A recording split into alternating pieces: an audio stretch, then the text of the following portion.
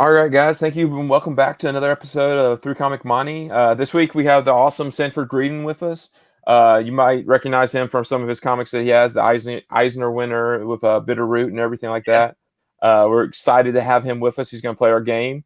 He chose our topic. He'll get to pick our cards. But as always, we have Peter Renna here with us, Mike Morello, and of course I'm Chris Nelms. And so let's get started so we can jump into just talking everything that we like to talk about in comics. Yeah. All right. I'll bring the cards up. So, Sanford, you get first pick? First pick. Man, my mind is saying the middle card, but my my instinct says the right card, far right. So Number three. Okay. I'll go 2. So, Morello, that leaves you with the first card. Yep.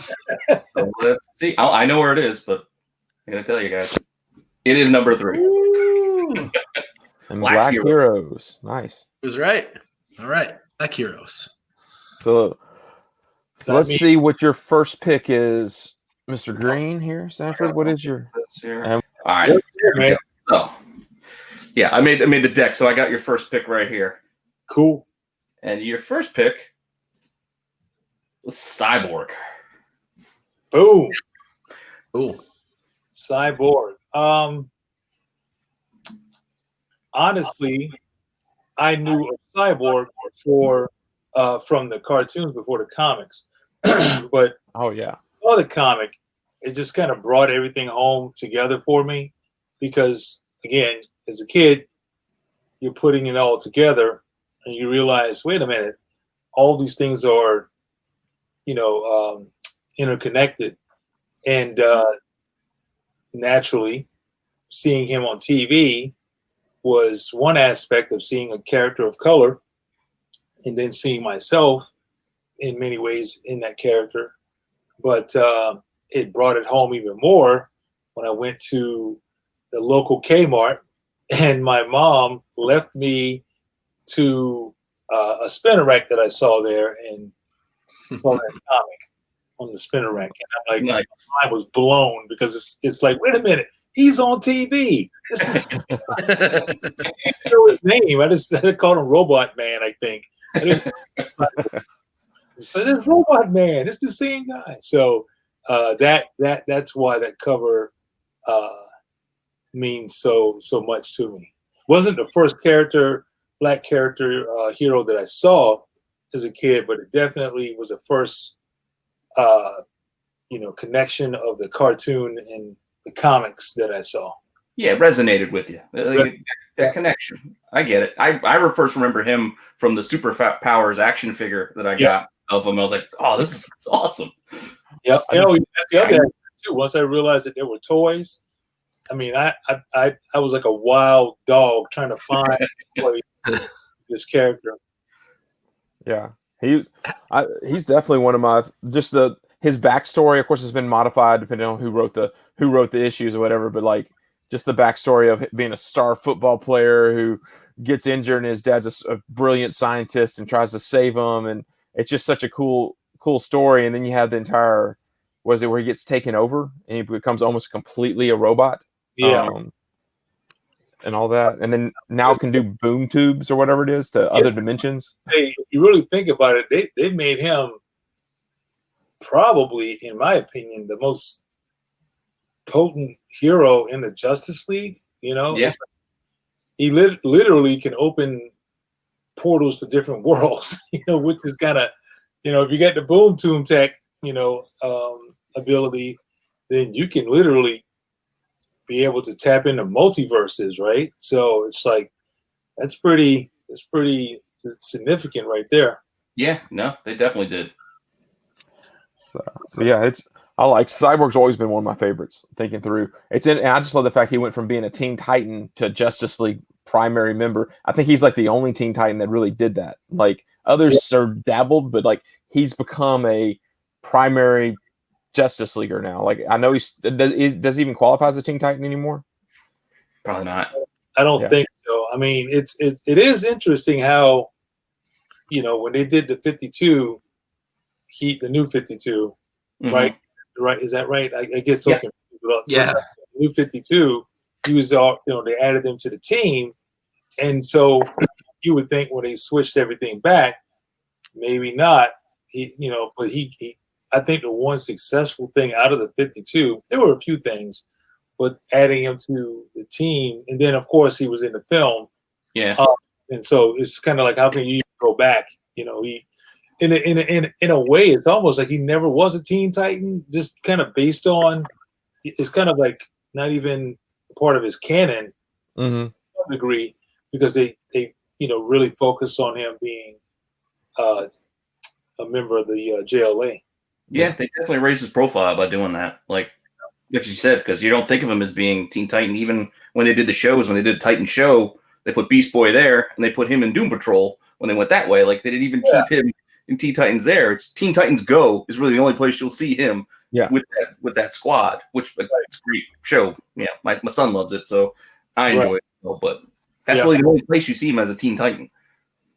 Yeah, and it's interesting. You said that. It's like he's on Doom Patrol. When I saw that, I was like, "What? What's happening right now?" It's like I haven't seen any episodes of Doom Patrol. I hear good things about it, but I definitely think him being a part of the Justice League. It's also important, I think, that he's a member of the Justice League. And truth be told, it doesn't really seem forced. I thought at first, initially, it was kind of jolting, like, oh, what is he doing there? But it just kind of naturally progressed. Yeah, it works. Do you feel like sometimes they do that where they try to force a character, like a black character, into a role? Like I know that's always a controversy in comics. Like, are they forcing the character or is it? Yeah, I think it all depends on the zeitgeist, if you will. I think sometimes it can seem a little bit of a kind of a fan service kind of thing to some degree. Mm-hmm. Like, hey guys, look what we have here. We have another. But if you can help it make sense, let's just be honest. The most prominent one in terms of change is, in my opinion, is Sam Wilson as Captain America. Right? Yeah. It made sense, if you really think about it, because it wasn't like he was kind of just showed up one day and became Captain America. But he literally was at Cap's side from the beginning.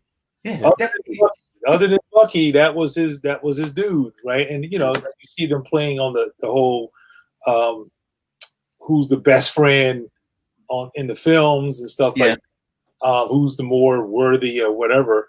But in terms of modern continuity, when I say modern, I mean within the last 40 years, 30 years, it's been Sam Wilson, right? I mean, Bucky wasn't relevant until, 10 years ago, if that? Yeah. When Brubaker wrote him in. Brubaker wrote it. And, and that was great, too. And he honestly, he became Captain America, too. So it's kind of, it just kind of shows how it's kind of the way that was written, I think was really very poignant, because it was more about being worthy and having that rich history already, and the camaraderie between them. They were brothers. So, I would feel the same. I would feel the same way if I'm trying to think of another character that kind of like they were really. I guess like Power Man and Iron Fist, right? If it wouldn't bother me if another character comes along. Like, I'm just throwing it out there. If Luke Cage had a son, and Danny would take him because he reminds me of, and vice versa. Like it's not so much forced, because there's enough history there too. Between the two, you could see his partner looking after his friend, kids. Right. And even though that's not a quote unquote the same in terms of one character being black and being white originally, and now he's a black character, it's about the history of it and how even the dynamic is still there. It's the black and white relationship that they have there. And here comes another character who's taking a mantle. And honestly, it may not even matter what color they are, black or white, because that relationship is strong enough to where whoever it is, it can be a girl. Because I've heard, full disclosure, me and David Walker pitched the idea of Luke Cage's daughter growing up to become Power Girl. Yeah. Nice. That's a great idea. I think they've made her Thor. They've made her. What else is they? Cap. It's Cap, yeah. Cap and Thor so far. So right. But you're right, though. I mean, if it's organic like that, you don't even question the color of the character. It doesn't matter because it just makes sense. That's just the right choice. Right. And Sam was always the right choice. I think they handled it really well in the film too, where you don't even question the dialogue. You're like, man, that's great. You shed a little tear, little smile, because there's little jokes in there. It's perfect. And it doesn't make any, and that's when it doesn't feel like fan service. That's just when it feels like organic. And this is exactly what was supposed to happen. If it was anything else, I'd be pissed, So, exactly. Yeah. And that being said too, there are characters, not so much. Yeah, there are other characters that they kind of switch either gender or race or whatever, and I'm kind of like, even orientation. To be honest with you, sometimes you kind of like, there's too much history there that was over here, and now you're gonna just throw that out. Just throw the curveball in there just to kind of and like that's when I'm like, hey, just create a new character that fits that mold instead of to do this. And if I was any demographic that they're trying to fan service to, I would be offended to some degree. Like, hey, I'm not stupid. I see what you're trying to do here. Yeah, right. I would much rather you create a character and build that character like a Ms. Marvel, something like that. And she's kind of in a lexicon of a legacy kind of character, but she's not from character or whomever, but she's her own character who happens to have that name. So it's essentially the same. Like Miles is kind of the same thing, Yeah. There's no lineage and no connection, but you just created this world with this character, and that character exists in that world, and he happens to be, or she happens to have these powers, and they create somewhat of a legacy through that. Yeah, no, definitely. All right, Peter, I'm curious to see who you're going to go with. Well, I'm going to switch my order of the books I thought you might, based on what we were just talking about, because Miles is a very good point. Miles got a lot of heat. Like when he first came out, like there was like, what is this new character you're making Spidey? Why? But like what he's grown into, like naturally, not forced. Like over these last, I don't know, how long has he been out? Like 10? 2011. Yeah, at least 10. Close to 10 years now. Close to 10 years, yeah. I have his regular first there, but it's not a great cover. So I like the second print because you get to see his face. Like I like this one. Like I like them revealing, like he looks like a kid. He looks like a scared kid who's thrown into the situation, and it's something that's like easily relatable to. And it still kind of connects that thread to Peter Parker just kind of being above his, everything being above his head. Like he's like thrown into situations that just way beyond what he should be doing. He should be being a kid, but he's just feels the responsibility given these powers to do some good with them. And it's easily to relate. And he's a likable character. I like him. But I remember when this came out, people, it caused an uproar. People were mad.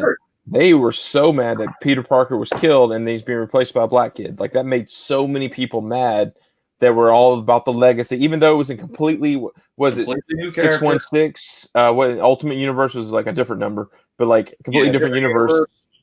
Yeah, probably universe. The area code. What area code was it? Aren't they using area codes from? What do the numbers represent? Don't they represent not area codes, but I know our world is like 616. I Right. don't know. Like I can easily think of the DC ones because they're all like up through 52. It's like Oh, Earth yeah. 1, Earth 2, Earth 3. Earth 3, yeah. I don't know why I thought they did. I'm not sure of the Marvel way of numbering things. Yeah. I don't either. I've never looked that up. Now I got to look that up. Now you gotta look. It's driving me crazy because I want to come across like knowledgeable on this stuff, man. And I can't. Don't worry about it. I mean, hey, 616. I don't know why they say 616, but I know that's the regular universe. Do with the numbering of the titles or when they were born or something like that. When the Marvel Age. Oh yeah. That. Don't worry, we'll start homework, I guess. But yeah, I just remember like this being all over the news, and everyone was mad, or everyone had an opinion because all news likes to have an opinion, like to stir the pot on this stuff. But like, it was super controversial, and like, but the thing is, it was the same guy writing it. Bendis. That's what also I liked. It wasn't someone new coming in to change the story. A lot of times, it was the same flow. Like you read through it, and they had great artists. Pacelli just did a great job with the illustrations when the series continued on, but like I think it was just the perfect Bendis when he finds an artist that does what he wants, like the pairing they get from what we had someone on that did his illustrations. Who was that? Corey Pham. He said Bendis hands him a stack, like a script that's like that big, and he's like, here's this, I want this, I want this, I want this, I want this, and you get to illustrate it the way you want, but it has to fit inside this the script that he hands him. He gave all this like background on the character. In case you didn't know, here's like the editor's notes for this character. I've worked off of full disclosure. I worked off of Bendis' script for the latest Legion of Superheroes. I think it's the one with all the guest artists. Okay. And yes, you're right. To that point, he for one page, each artist does one page for and his script was about 5 pages for that one page. Jesus. And it's superheroes on top of that. So it's not like you're drawing Spidey and Doc Ock. It's like you're drawing the Legion in this scene. And some of them, it's because he's creating new characters here and there. It's like, okay, this is if I interpret this wrong, it could ruin the Gold Lantern for everyone else for the rest of the eternity or whatever. Yeah, he does. He has like this monologue, this side monologue with the scripts. Like, and you kind of decipher sometimes when he's writing for the script and what he's just kind of, filibustering. Giving you info, just throwing it out there. Yeah. All right, Mike. Who you got? Who you going with? Yeah, I forgot to go in on myself when I went, but I'll remember to give you the full screen. I went with what I thought was, I don't know, in my collection anyway, what I thought was the most important book in there, and the beginning of Black Panther. Yeah. And it, not just because it's a key, not just because it's, whatever, it's worth money and it's popular. Now, obviously they've done great is a bad word, an unbelievable job with this character in the films. But I think it's always astounded me when this book came out. I think a lot of people forget that this book came out in 1966, like right after the Voting Rights Bill, right after Selma. Stan Lee, white guy at Marvel, all his other characters are white, and he throws this out there. Man, just like I'm thinking about what that must have been like to see this character on the shelves for everybody, for a black kid or a white kid, and to say, man, that's a ballsy move, man. And I don't know how much credit I always want to give Stan. Sometimes I want to make sure I get it to Kirby and some of the others, but man, just the timing of that book, not only the importance of the character and not only how well the character's been handled over the years, but just the timing, right smack in the middle of civil rights. Yeah.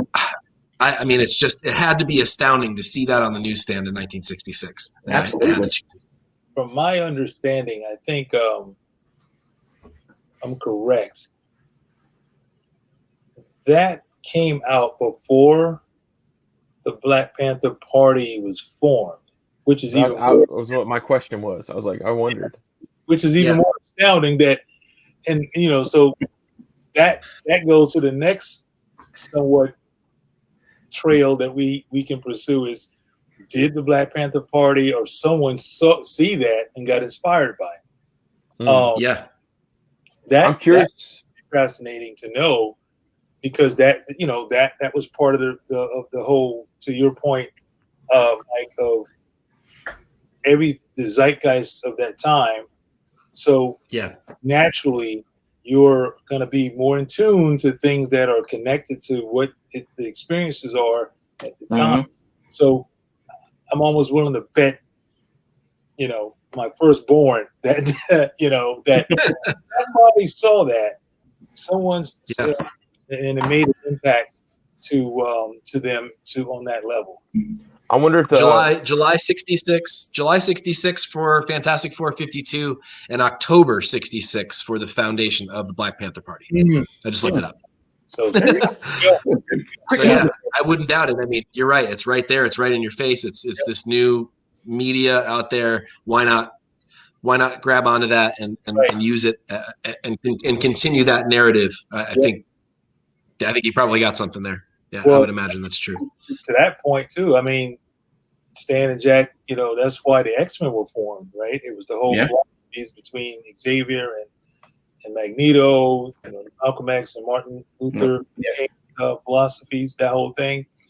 Yeah, it's pretty powerful. I mean, as a kind of a sidebar, that's kind of what we were inspired by when we started our series, Bitter Root. We were looking at just where things are right now, and we felt like we had some stories that we really need to capitalize on right now, because people are feeling some things. People are trying to figure out what's going on right now, and then there's some, or I would say a lot, that already knew what was going on for a long time, and it was kind of like the lid was being blown off of this country, and so we just started having dialogue on that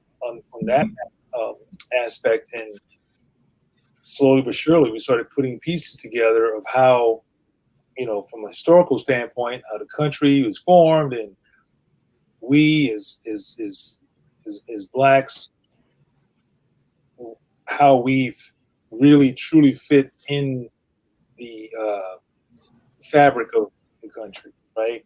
And we started playing with that, and we started going. I'm sorry, I went on a tangent there, but that, no. It's just kind of like, and I'm sure we'll probably get to some of those questions, but it just made me think about that when you said, how Black Panther, Stan and Jack kind of had their pulse on society. And and you guys do in your stories, like, if I want to see the politics and the background behind it, I can see it. But I can also read, just like I could read X-Men and not see it. Right. And then come back to it at a different viewing point, read it for a second and a third time and go, whoa, okay, I see it now. Like, hearing you talk about it makes me want to go back and read the trade for Bitter Root and go, what did I miss that you were implying? Because I love the story's brilliant. I love the story. But I'd loved it for a story. Like, I wasn't looking into it and going, what else are you trying to say? But now hearing you talk about them, like, that was there. Okay, I do remember pieces of it. And I'm like, I want to pull that back up. The same thing with the X-Men. Like, I know that's there because they've had 50 years to write about all the different things in it. But as a kid, watching Jim Lee and reading Jim Lee's X-Men, I didn't know the back history of why this book was written. I just knew the mutants were bad to some people and good and heroes to others. The same sort of thing with your stuff. When I read it, I was like, that's so cool. They don't know about the monsters and they do know about the monsters, and they and different people know, and they're all getting, and then the people that, I think you had an uncle that came back or something who had been gone for a while. Like, it's been a year since I've read the first 6. I've collected the others. I just haven't read them yet. I like to read them as a group, but like, I loved reading it, but it's just sort of thinking through. I'm like, I need to go back and read it especially because those first 6 issues, because then you guys took 5 issues, you took a hiatus and did your next. Well, the Black Lives Matter movement has changed so much in that hiatus. Like, it's and the reason you wrote the first 6 has probably gone, it's amplified more. I mean, I assume I can't speak to it, so I mean, no, you're on point with that. I think that's the biggest thing, is that this thing is what I want to call it. It's a runaway train to some degree if we're really being realistic about it, because it's like forever, leaps of these impacting changes, right? And it's one of those things where I think we have to also be mindful to not get caught up in all the nuance of what's impacting us right now, because we don't, just don't want to we don't want to lose focus. We have a linear direction that we're going, and we want to make sure that we meet that goal, because it's very easy to see something in, we had this talk, David and Chuck, we had this talk there, right when everything was at its peak. We started thinking, maybe we can find a way to put some of this in there. Maybe back in the 1920s, there was this huge protest, and there were people, because this stuff did happen, right? Yeah. But Yep. we had the story, we were heading down this path, and we don't want to go, oh man, this thing is happening. Let's go after this thing. We're finding ways to stay focused, but yet still touch on those things. We're doing that in the latter part of the second arc, because some of it is kind of undeniable. You just can't, you cannot, because what is it, the phrase, if you don't learn from history, you're bound to repeat it, right? Because what we're going through right now did happen right before, like the pandemic, right? That happened right before the Harlem Renaissance, like 1920, 1919, somewhere around there. The Spanish flu and all that. Yeah. Spanish flu, right? So we're touching on some of those things, and we're tying it into the story. So yeah, it is a lot though, for sure. All right. Well, so go back into the comics a little bit, and we'll come back in touch, Bitter Read. I go piggyback off of Peter, and I'm gonna pull up one of your books actually, but one of your covers. I'm actually just showing it to show that I have it, but I like this one. This is I think 234. It's your variant. Your 125. I need one of those, man. You got an extra? This is the only one I got. I think I found it for like $3 at a used bookstore, but I was really stoked because I love the cover, but sometimes paying $20-$30 for a comic book is hard sometimes. But I'm actually I'm showing this because it's yours, but I want to talk about this cover, or this is actually a book. I'm not sure if you. I love this. Is actually also done for a cover. I just can't find it. I have the cover. It's Spider-Man 2 issue 1. It's the 1 for 10 Kadir Nelson. If you guys haven't seen Kadir Nelson's art, this is the only comic book cover that technically he's done. It's on the Spider-Man 2 number 1, but that's a prose novel, right? Yeah, this is Jason Reynolds, who did crossover, some of the best. No, this is actually just a straight up fiction. Yeah, straight up. Yeah, it's prose. But it's a great book. But no, I don't know if you know Kadir Nelson. He did that Martin Luther King book that's just gorgeous, where it's the entire "I Have a Dream" speech. I love that stuff. I was an art teacher, and I was elementary, and I used to pull up. Kadir Nelson was one of the guys I taught, just because he was so fantastic as an artist. And I hated, because you're supposed to teach African American art during the month of February. It used to drive me nuts. I'm like, why the hell am I assigned to do it during this month? I would do it whenever I felt like doing it. But Kadir Nelson, and especially I was like, I'm going to freaking use this book. I Have a Dream. It's brilliant art, and I'm just going to use him because he did I think he did Michael Jackson's History album, the cover of that. He did a couple. He's one of those guys you can hire. If you ever used to watch Cribs back in the day, you occasionally would see, and they throw up in with some big rapper might have one of his like album, his paintings by Kadir Nelson. But now that he does all these children's books that are gorgeous, but I've always wanted to chance to talk Kadir Nelson, just because he just the style he does. But this is also on Spider-Man 2, so it's on a comic book cover. I'm not cheating, but it's in a box somewhere in here. I have so many boxes, I don't know which box it's in, but I did. This was sitting on my bookshelf, so I was happy to show it. So it's a really good story too. I like when comics mean so much to me, but when they end up in the hands of students and kids, and if they read the graphic novel, but if they can take the graphic novel and go, I like Miles Morales, and then I can hand them a book that is over 250 pages long, like around 260. Yeah. They can take that and run with it. Like Marvel's getting really good about doing this. DC's starting to do it too, where they have where they take their characters that are popular with kids and they're writing novels with them. But you still have to have good art on them. You still have to have Jason Reynolds is a fabulous writer. If you haven't read his stuff, he's African American writer who does just these. His interaction with people and students and kids is just fabulous. When he does book talks all the time. You know what issue that cover is actually on? It's on Spider-Man 2. When they did the Spider-Man, it was Spider-Man 2 issue 1. It was the 1 for 10 variant. It was the regular cover. I have it behind me, but you said it's 1 in 10. I don't have the incentive. Yeah. Any of you guys have this version? Oh, I did.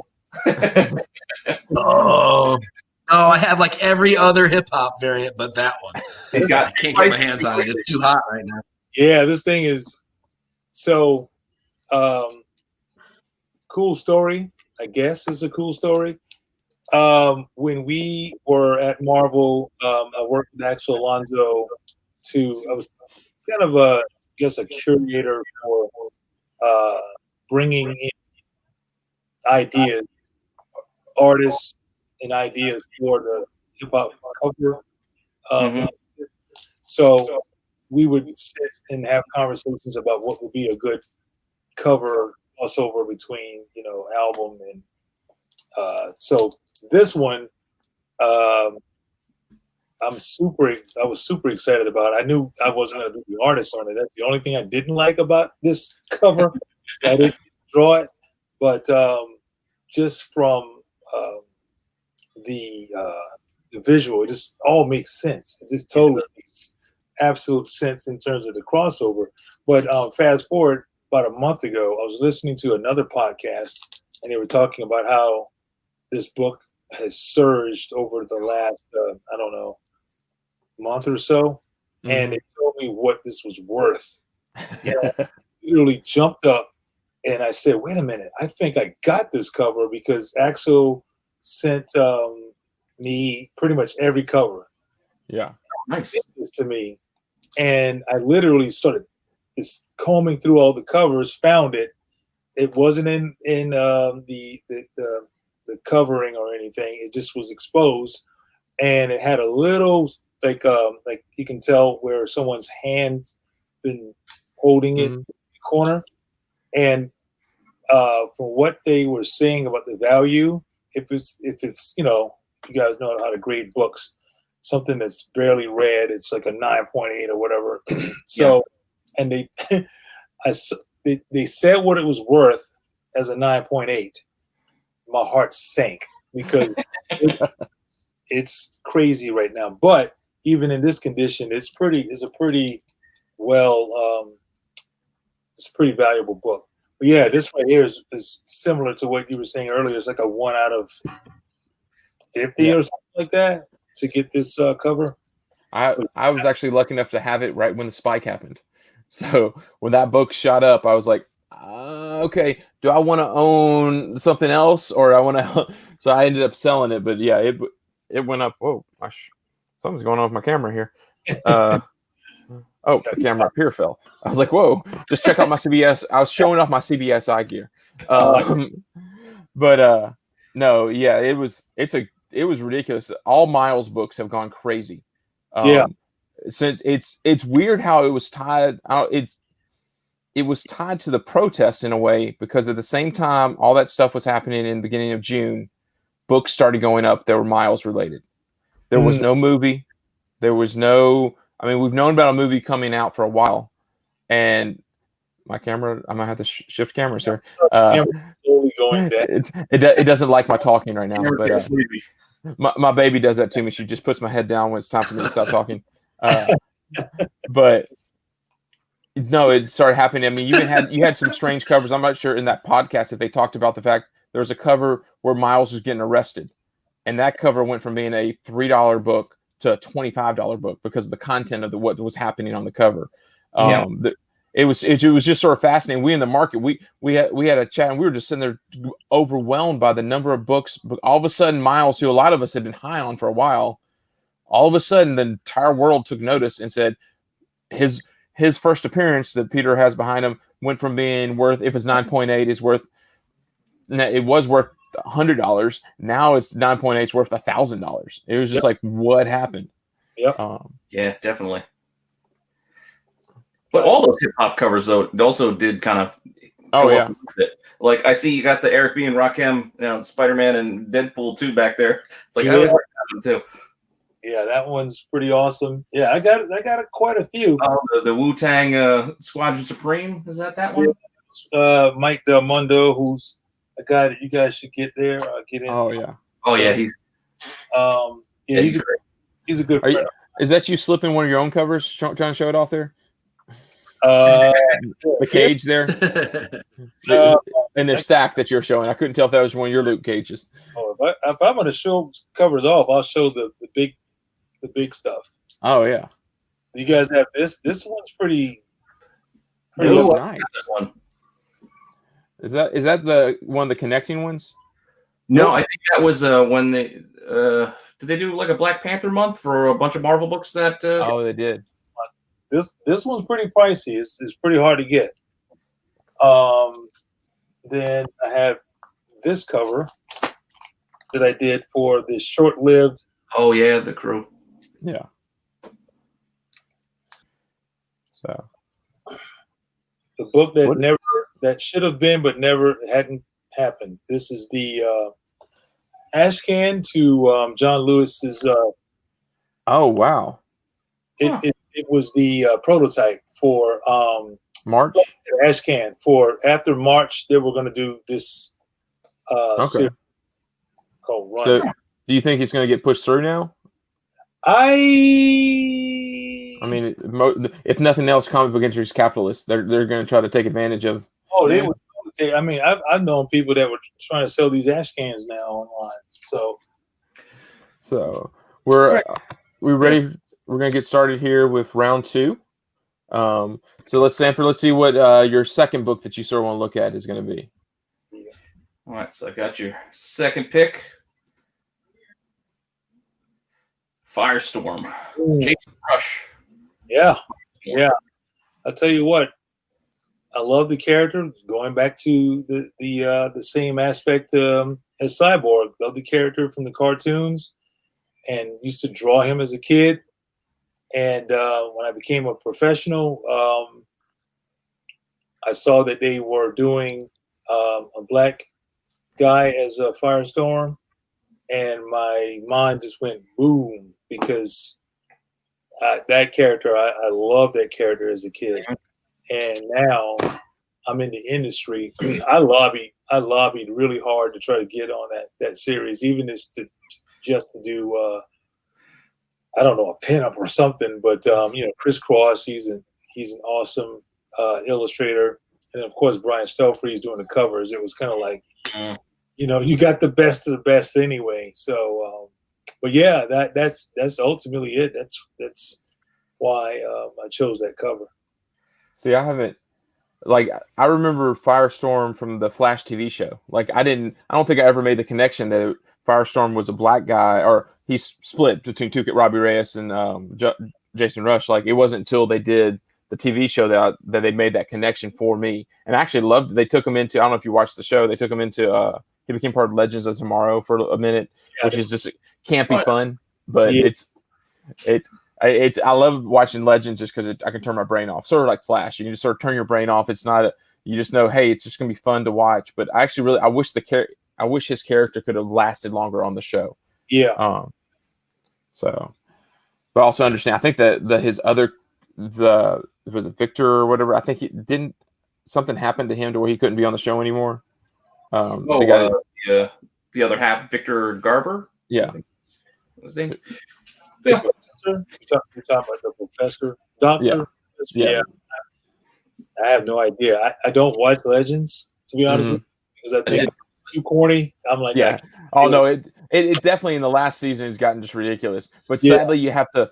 If you want to watch those stupid crossover events like the musicals or the you have to go and watch at least 2 or 3 episodes so you know who the characters are before that crossover happens. It wasn't just the last seasons. It was pretty goofy for most of it, and that's actually part of its charm while I watched it, because right. Nonsense. I can just Nonsense. Yeah, I'm in the 50s, and hey, look, they went here. Right. Yeah, I but yeah, I think the design of the character overall was just so ahead of his time. His head is. It's like I thought he was way cooler than Human Torch. Though I like the Human Torch. I love the name Human Torch. That's just name. But Firestorm, that name is not no shabby name either. So. Well, and didn't he have it wasn't just Firestorm, it was Firestorm the Nuclear Man or whatever. Yeah. Like, so that 80s comic that you pulled up, you're like, oh man, he's freaking, it's a blue cover. The first issue is like a blue cover, bright orange dude, and he has his fist out where he uses like his fist to fly around or whatever and shoots fire. Yep. Definitely cool. Absolutely. Again, I had a toy. I remember having a toy of that too. Superpowers. Yep. Toys is how I connected back when I was a kid to the comics. Well, the cartoons is how I connected. We the toys kind of came. It was in this order: cartoons, comics, toys. Mm-hmm. I think because like my mom could buy, the comics in a 3-pack or something like that, way cheaper than buying a Mattel toy for her. Yeah. So I got those toys on special occasions. It was birthday or Christmas, that kind of thing. So my mom was a yard sale fiend, so it was I got whatever toys the kid down the street was tired of, and that's what I would end up with. So I had like a nice mixture of secondhand GI Joes missing a leg and a wrestling figure, and then I have a couple of, like, actually still have it, my Spider-Man Secret Wars toy right here. But that was my time. The Secret Wars, that was when I was getting toys. That's when I was like 7, 8 years old. Yeah. The Migos that I got hand me down from my uncle, like that was my hand me down toys. Migos, really? Migos were, and the old school big guy GI Joes, like those hand me downs that I got from, like, again, my uncles and cousins and stuff. Nothing wrong with Migos, man. Those things are awesome. They're not too they're not cheap toys either, man. Have you checked on your? And they're all gone. Gone meaning like you lost them or so? Yeah, no, we all sold them. We just got cleared out stuff. Like when I finished college, it was like, where am I going to put this stuff? We'll just get rid of all the toys. My dad got rid of a bunch of stuff for nothing. All my GI Joes, all my Transformers. My mom still holds it over my head. I held a yard sale when I was in middle school. My parents were gone, and I just went and grabbed all my toys and threw up a yard sale sign in the yard and sold all my toys for, like, I remember selling the 80s Millennium Falcon for like $0.25. Like, I could, like, thinking back, I'm like, I had so many awesome Star Wars toys and all these things. Like, looking back, like, I'm trying to collect them again, but I sold them in a yard sale for, like, so I could buy gum or baseball cards from the 1987 Topps. Like the worst year to collect baseball cards ever. Yeah. I hope you don't have the gum still. No. Did you guys see that?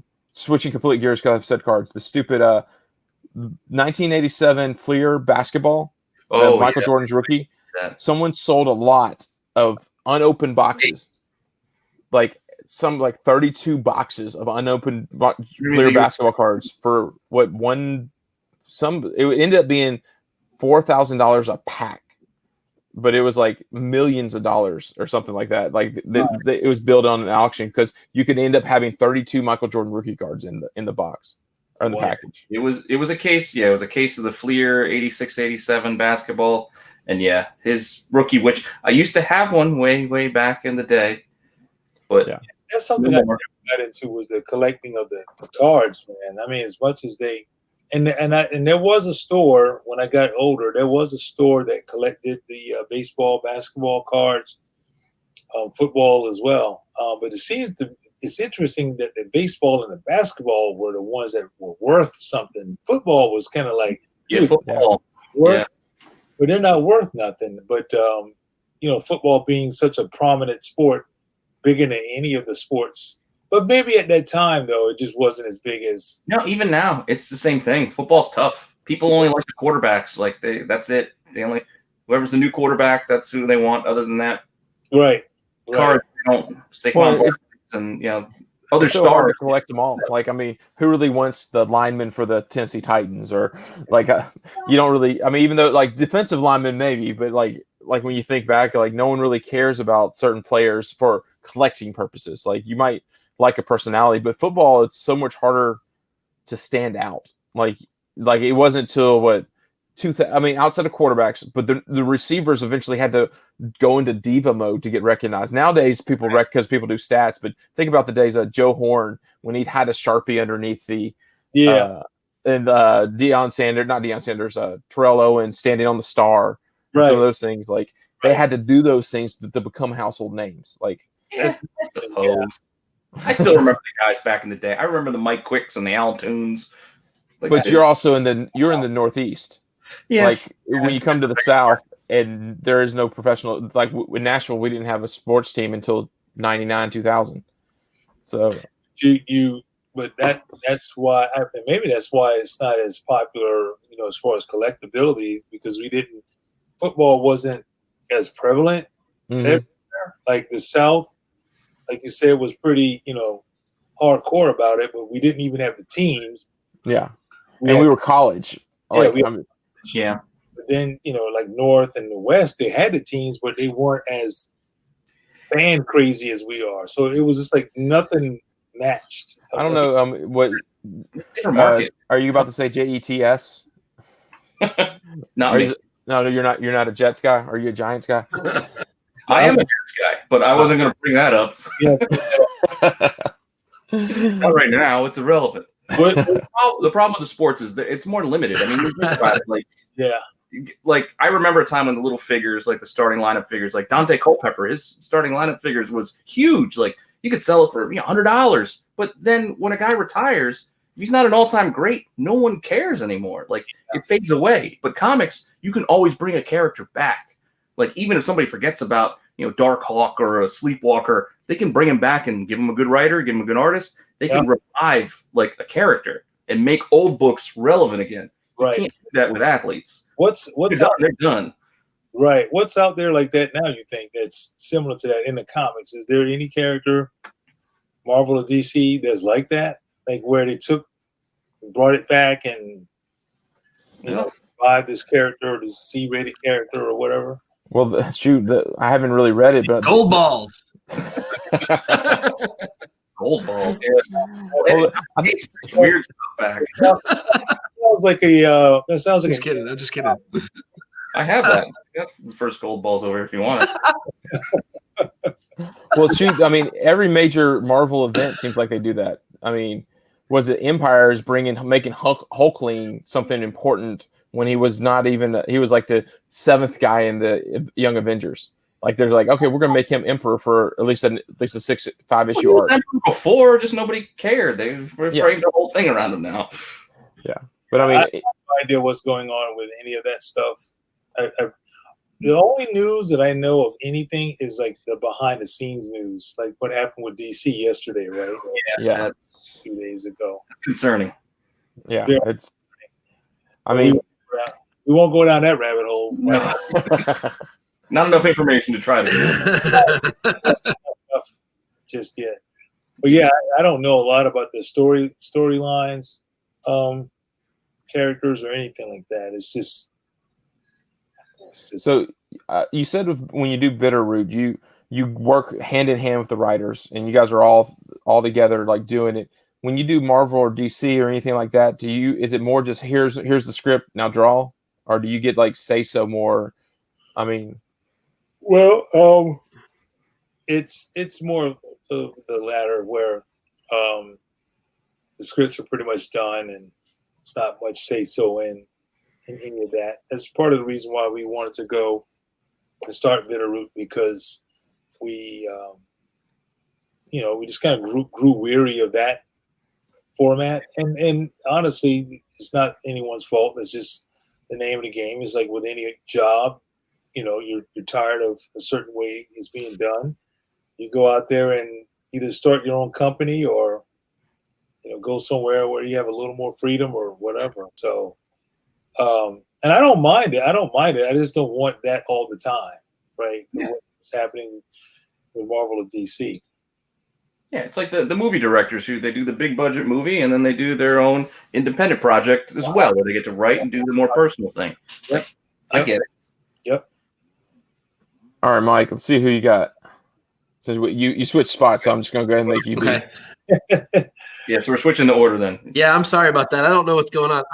I switched over to Chrome because something was going on with my Internet Explorer. I don't know what's going on. So sorry about that, guys.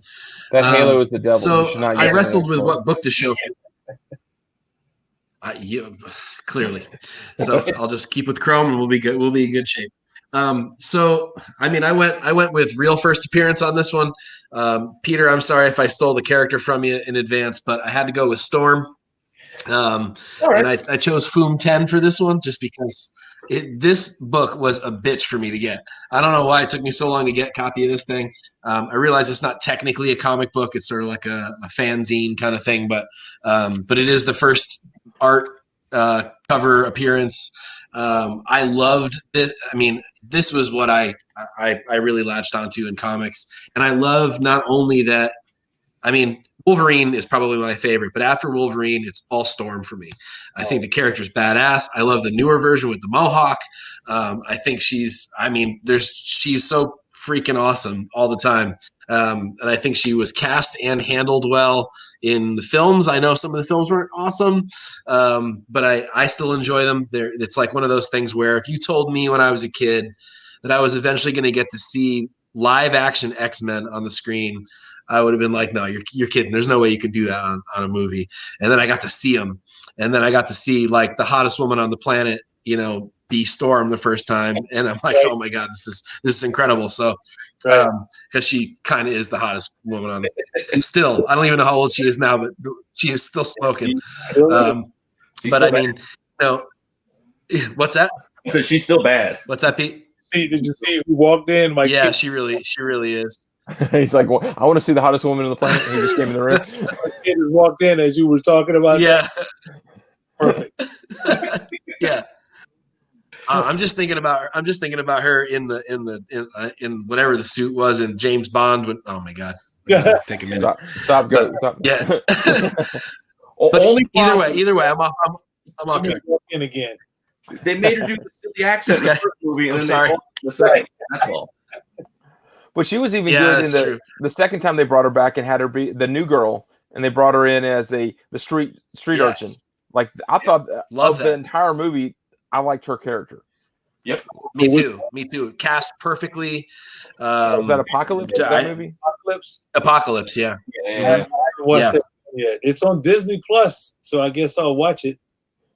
I can watch it now. I haven't seen it. It's entertaining. It's entertaining one time. Okay. But long story short, I love Storm. I love the whole new team from Giant Size X-Men, or essentially Foom 10 onward, reinventing the X-Men in a really cool, visceral way. A nice sort of diversified cast of new characters, really well done by Claremont and obviously Cockrum and Byrne and all the artists that worked on them. And I don't know. It's just I know Pete loves the X-Men too, and there's a reason why. Yeah, which I find it odd that you decided to do that now. You decided to go now. So I guess I'll go then. Okay. Now, before we started, I was telling Chris I actually wanted to pick up a Storm book that I didn't have, which was the Black Panther. I think it's eight. Whatever it's the Michael Turner variant. I didn't have it. I went to go buy one, and then somebody bought it right before I could, and I was like, all right. It wasn't me. Because I still have this to go back to, and you, Mike, you brought it up, the Mohawk. I went with a Barry Windsor Smith. 98. I just, and again, Barry Windsor Smith came up recently too, in something we were talking about. But yeah, I don't know. I'm an X-Men fan, so yeah, Storm of the Mohawk is just badass to me. So I wanted to work her in here somehow. I'm fascinated with the Foom 10. Gee whiz, man! I'm almost tempted to ask you to open up that issue. Is that like I've never seen that issue before. Not in person. Yeah. Here, I get it open for you. So what's the oh gosh. It's almost like a Marvel Age kind of thing, where it's like more like it's like a preview kind of thing. Sure. So the thing, I guess that let's see if I can get to the right page. I think it's the centerfold, if I'm not mistaken. I need to go and grab one of these somewhere. So this is the big reason why everyone wants it, is this main centerfold here. It's essentially the first appearance of the new team just before Giant Size X-Men comes out. And then they're also on the cover as well. And it's literally it was a fan thing. It got, sent out to fans. I forget how many issues there were, 20-ish issues of this, something like that. There's gorgeous covers. And they really are. Yeah. So do you have a run of those, or do you just that one? I have a few of them, spurious ones. Usually if it's the character and or the artist that I like I have the Red Sonja Conan one because it's a Frank Thorne cover, and I love Red Sonja, and I have a couple of others, but some of them are pretty rare. So this one is one of the rare ones, but I had to have this one. Gee whiz. Like, you've already showed a couple of gems there, man. I mean, all you got, you showed First Black, and and they're mint condition, right? So that's. Hey, man. I don't know if this is mint, but it's pretty nice. It's got one little thing going on down here, one little like white speck there, but otherwise, I mean, I know it's kind of arrogant. Whatever. It's the copy that fell into my lap for a decent price that I could afford at the time. Most of my stuff isn't high grade, but it's like high enough for me, I guess. So like usually mid grade or maybe high mid grade if it's a book I really, really want.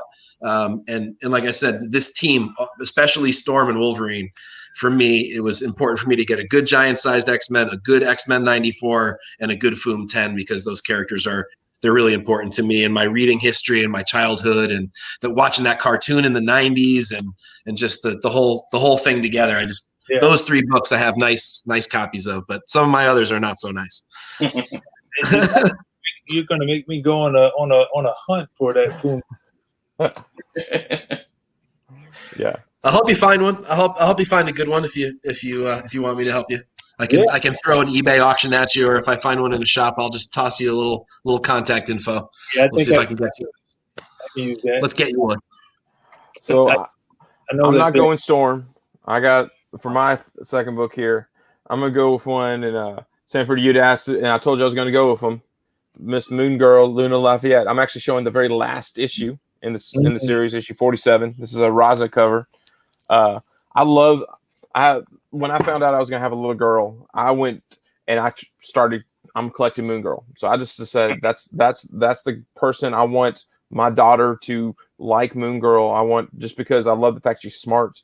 I love the fact she has a pet dinosaur. That's like the fact that she shares a brain with her every bit. I love when Marvel and DC, they both have tried doing it, where they try to bring in and they try to do their type of things, and my camera's doing the shift thing right in the middle of the conversation.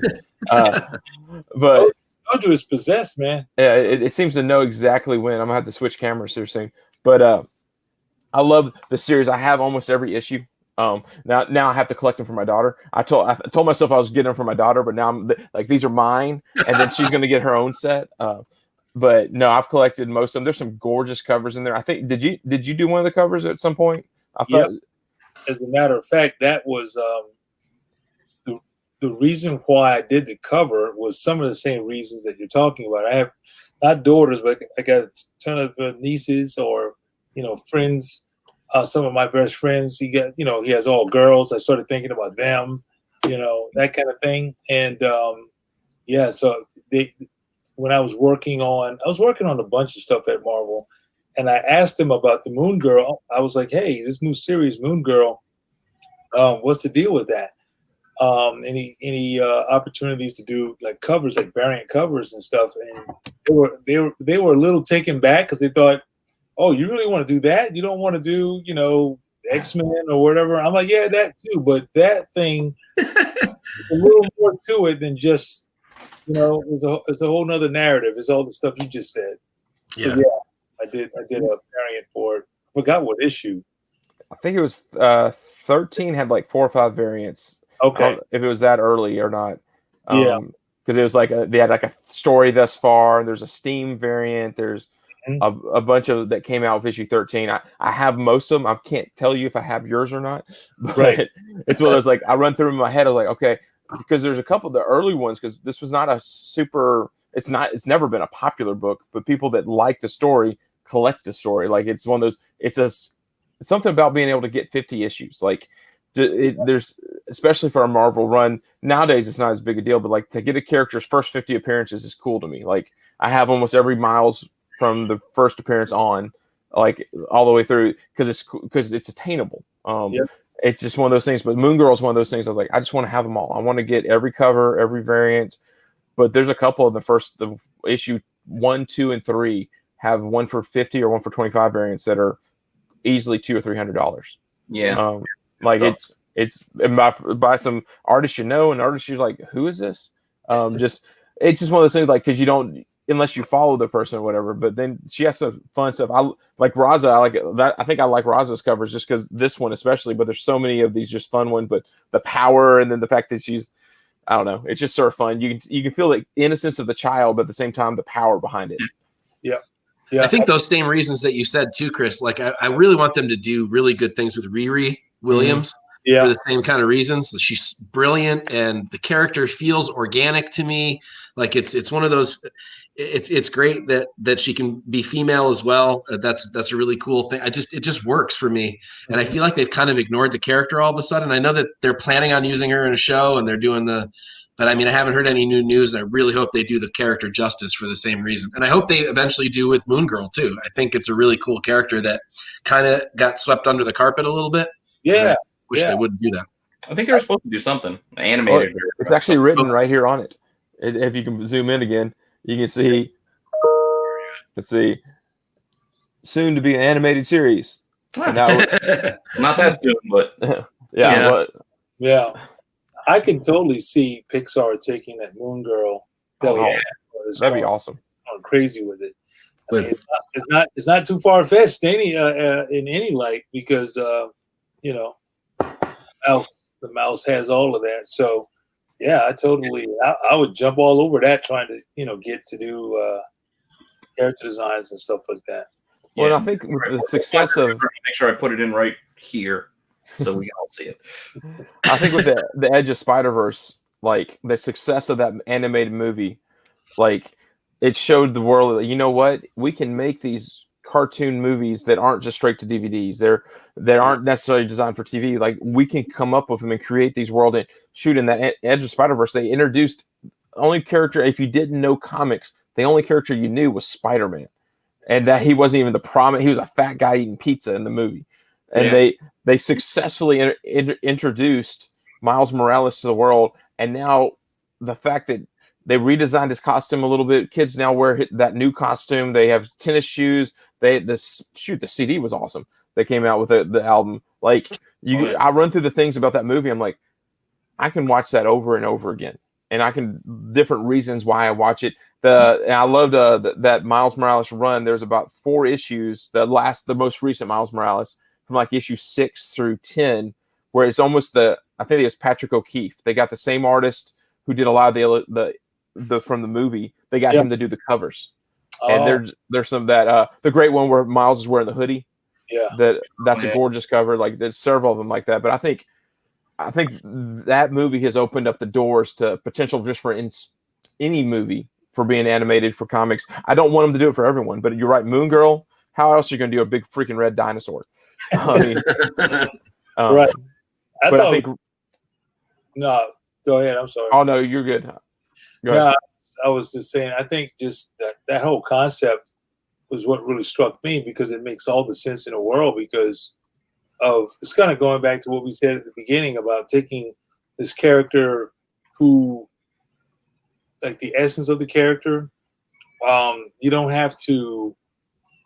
It wasn't forced or shoehorn. Honestly, that character was sitting on the shelf forever, right? It hadn't been used at all. And hey, why not reinvent that character? That's another aspect of doing, kind of like, these reimagined characters. If you got a character that has a long-standing history and it makes sense to do the cross, the change up, or if you have a character who's been sitting on the shelf forever, why not? Why not do a change up on that character? Because, no one can say, oh, no, you're taking away my devil dinosaur. Come on. No one cared about devil dinosaur. But you at least knew, you knew of it. You knew what it was back then. It was a goofy idea back then, and you took it and made it relevant and cool. Yeah. Yeah, definitely. All right. So let's see ready? your final book here. All right, final round. Final round. All right. So I got your third pick. Since you're starting us off, your third pick. Oh, yeah. There's Sweet Christmas. the holy grail for me, I think. Simply because, one, it's the very first issue of the character. Two, it is the first character that I noticed.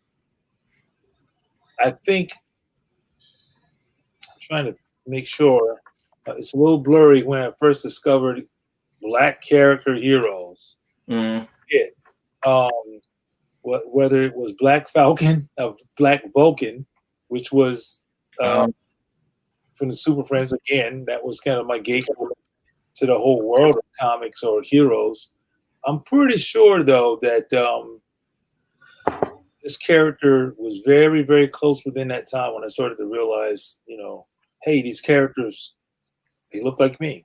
And the first actual image of Luke Cage that I saw, a Power Man, if you will, that I saw was, some of you guys might remember this ad. It was a Christmas ad of a reef that had all the heroes' headshots on the reef. And Power Man's, I knew every character but him. And it bothered me forever because it's the one Black character and I didn't know the character. And it made me I was on a wild goose chase trying to find something with that character in it. Because who is this guy? Yeah, obviously, if he's on the cover on the reef with Captain America, no, this is almost it. This is the same era. The same era, yeah. This is actually the back of a British magazine, but this is the same era. You're talking. They would throw all these 70s comic book characters together on a Christmas special.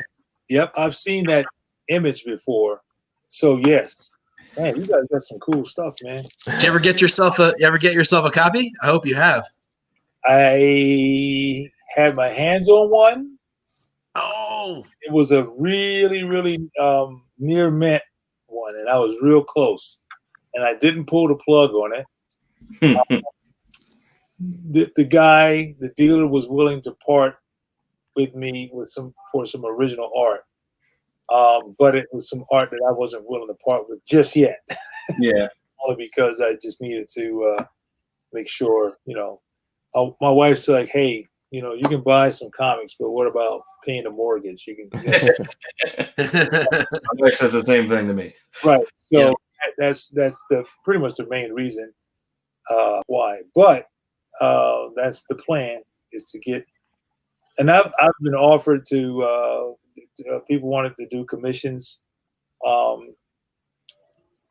remakes of the cover, which are cool. I haven't done any of them yet, but that's the plan. The plan is to do that when I have a little bit more time. But yeah, I bet Mike, you got yourself a copy of this right here.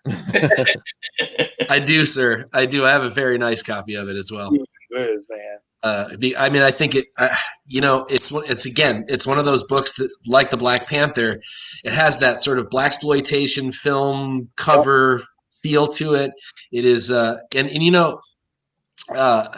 I teach in Nashville. I teach a wide variety of students, and I love to delve into just all cultures. I mean, I have probably 20, 30 different cultures in my room at any one time, and I don't pretend to know anything about anything other than being white, and that ain't all that interesting these days. So I want to learn about that stuff, and then I didn't really know all that much about Luke Cage before they announced the show, and man, I think they blew that show out of the water. I thought it was fantastic. It was cast perfectly. It had the right vibe. The soundtrack was unbelievable.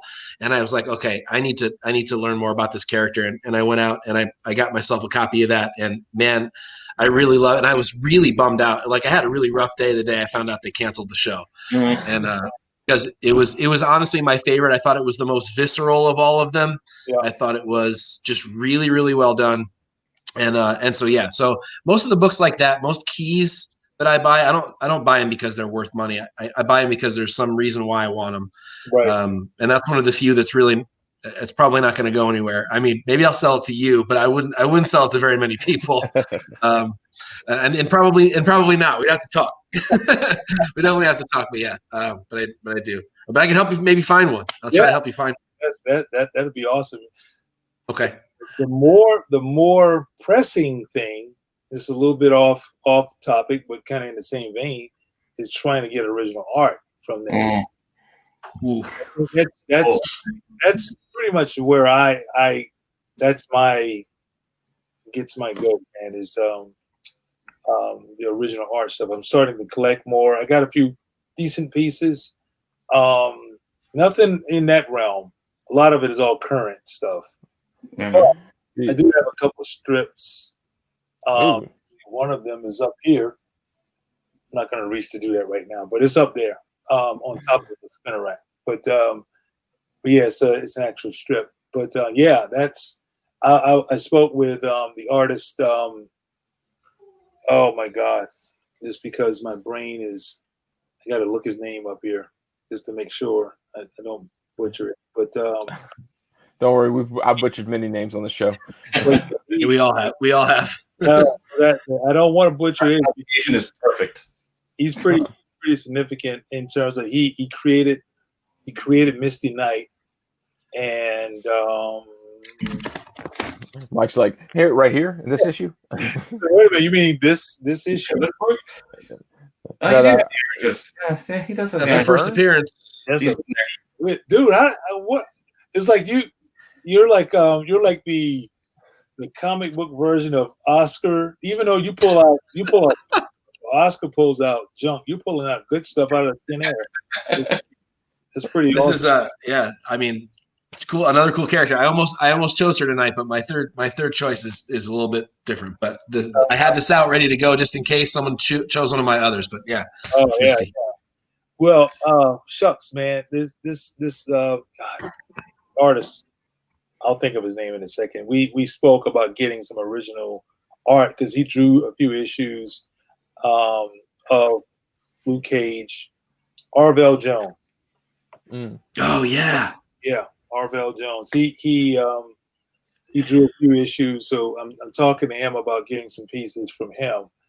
And I know he's got other stuff too. He's got stuff from other folks. So sometimes I just want to see it, just to be able to say, "Hey, I laid eyes on this stuff." But once I see it now, my brain starts to turn. How can I acquire these? Do you still work on paper? Like I know a lot of modern artists now are getting more and more away from drawing out your layouts, and you're doing more digitally. Like, do you still, or do you switch back and forth? Like when we talked to Coy a couple of weeks ago, like he's like, I did this series and I did all digital. This one I did I painted, and this one, like, where do you what do you do your stuff in? Both. Actually, you can't see it right now, but right here. Oh, on the monitor beside you. There's the Cintiq here, 24-inch HD. It's real nice. But man, there's something about drawing on that thing behind me there. I love that. I watched some of your videos with you. Yeah, you inking and drawing. I've mentioned it before. I love watching artists just work. I can just sit and watch just pencils, ink going down on top of it. There's just something about paper. It's just yeah. Do you ever go to Comic Cons and, like, you know how like soccer players and football players trade jerseys? Do you like go to artists and go, "Hey, I'll trade you this page for that page," and just eventually build a collection? Yeah. Honestly, when I said modern stuff, that's how I got that stuff, through trades and stuff like that. You ever go, no, when I draw Spider-Man, it's worth more than when you draw Batman. So I think I deserve 2 pages of. That level, but in terms of, I had people offer, we have stuff like limited, copies of the book or an art book. I have the sketchbooks and stuff. I used to. I hadn't done one in a while, but people we would do a lot of trading on that. And sometimes, as being real, someone would bring a book and want to trade, and I'm like, it's not really the same as it's not equal. I'm not giving you an original piece for your book. Right. Yeah, right. But yeah, there's a fair share of the lottery. Cool though. It is definitely cool.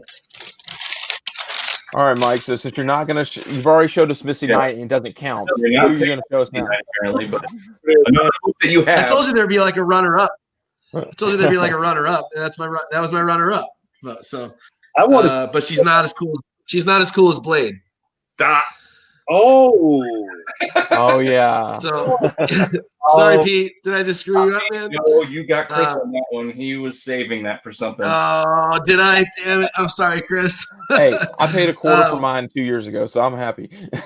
I did not pay a quarter for this. That's for sure. So that's not a quarter. That's for sure. No, that is not. No, it wasn't even. Not 20 cents was just what's on the cover. No. No, I had kind of a beater copy of this, and I needed to trade this up. And actually, I won't lie, I wanted to trade it up before they reboot the films and stuff. But I mean, this is the first superhero film. Before X-Men, there was Blade. Wesley Snipes doing it right, and honestly, before that movie, I didn't even know who this character was. But I mean, that's way back in the '90s now, and I've since really latched onto the Tomb of Dracula stuff and the Blade character. It's just a really cool character. I like the darker comics. I grew up reading Vertigo, Neil Gaiman, that kind of stuff, and this was sort of Marvel's version of that sort of House of Secrets, House of Mystery stuff. It's that darker horror kind of thing. And I just really wanted a nice copy of this. So, but cool character. Yeah, I drew a con sketch of him, and I was looking at it, and I was like, man, this would be kind of cool to draw him in that design. Man, I update it just a little bit, but give him that same overall aesthetic. Yeah. Green shades. I mean, that alone, I'm like, right? It's so 70s. It's so 70s. That's sort of what you did when you did your Luke Cage and Iron Fist comic, when you did those, like, I can't remember how many issues you did for that little series. Like you brought back that 70s feel, but modernized it at the same time. Like, I appreciate it. I was like, okay, Danny Rand has that sort of look. And Luke Cage, you can sort of see, okay, I'm not completely modernizing them, but you brought in some of that 70s feel when you're doing the covers. I don't know if that was intentional or that was definitely intentional. I think I wanted to pay homage to, like you said, the origins of the characters, the look, their color motif, especially with Luke.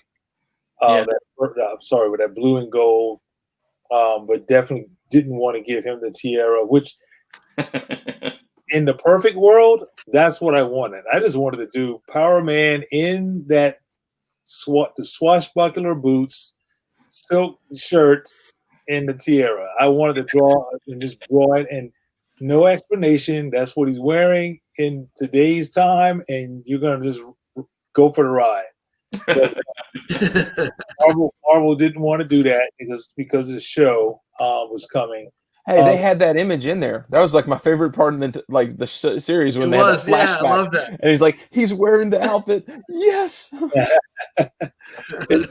Actually, in many cases, a lot of what we did in the book, they paid homage to a lot of the scenes that we did from the book. The overall look of Luke wearing the ties and the suits and stuff like that. They use our look. I spoke with the director and producer, Cheo Coker. We talked quite a bit about just the aesthetics of the show and how they were checking out the comics. So that was pretty cool. Yeah. Truth be told, that's even more of the reason why we went and did Bitterroot, because we did a lot of stuff that they use and we didn't see anything for it, as far as compensation. So we were like, yeah, this is not a good look right now that we're creating these worlds. And that's what you sign up for when you work for the big two. You don't own those characters, so whatever you produce there, that's what they're gonna, they have every right to do it.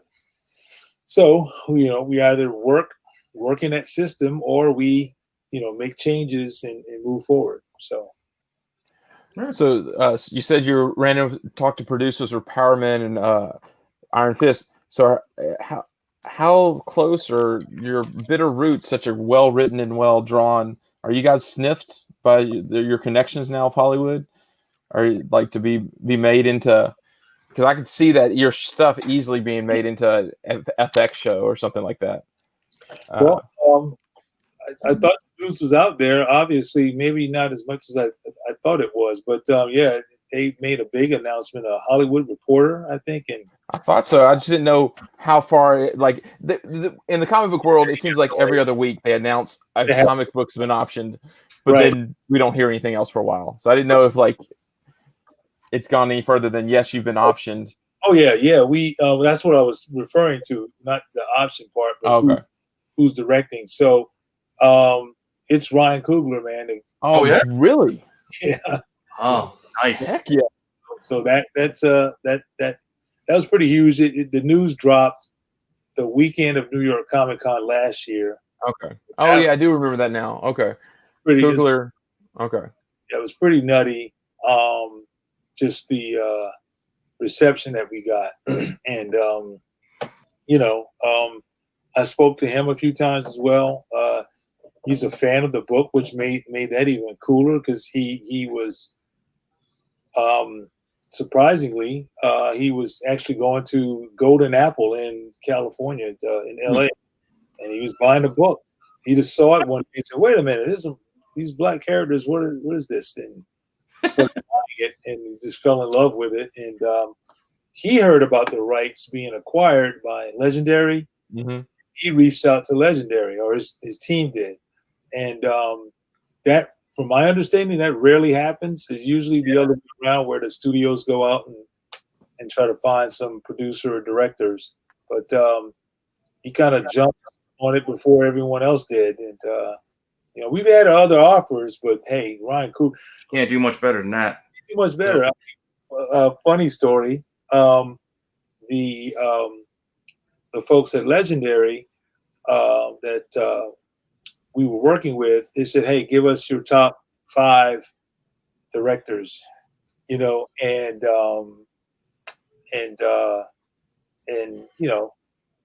we'll see what happens. So we put his name, no lie, number 1. But we put an asterisk by it saying, "Yeah, right," like fat chance. So just to see it kind of come to fruition is pretty amazing stuff, man. Oh yeah, that's awesome. That's fantastic. Yeah, that's awesome. He absolutely killed it on Black Panther. Like, I can't imagine anyone doing a better job than what he did with that character.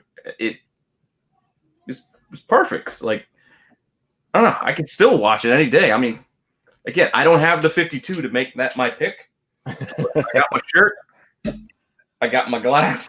Right. Even my wife only likes about half of the MCU films, and she honestly, any night where I say let's watch Black Panther, she's like, "Yep, I'm done. Let's do it. That's the one."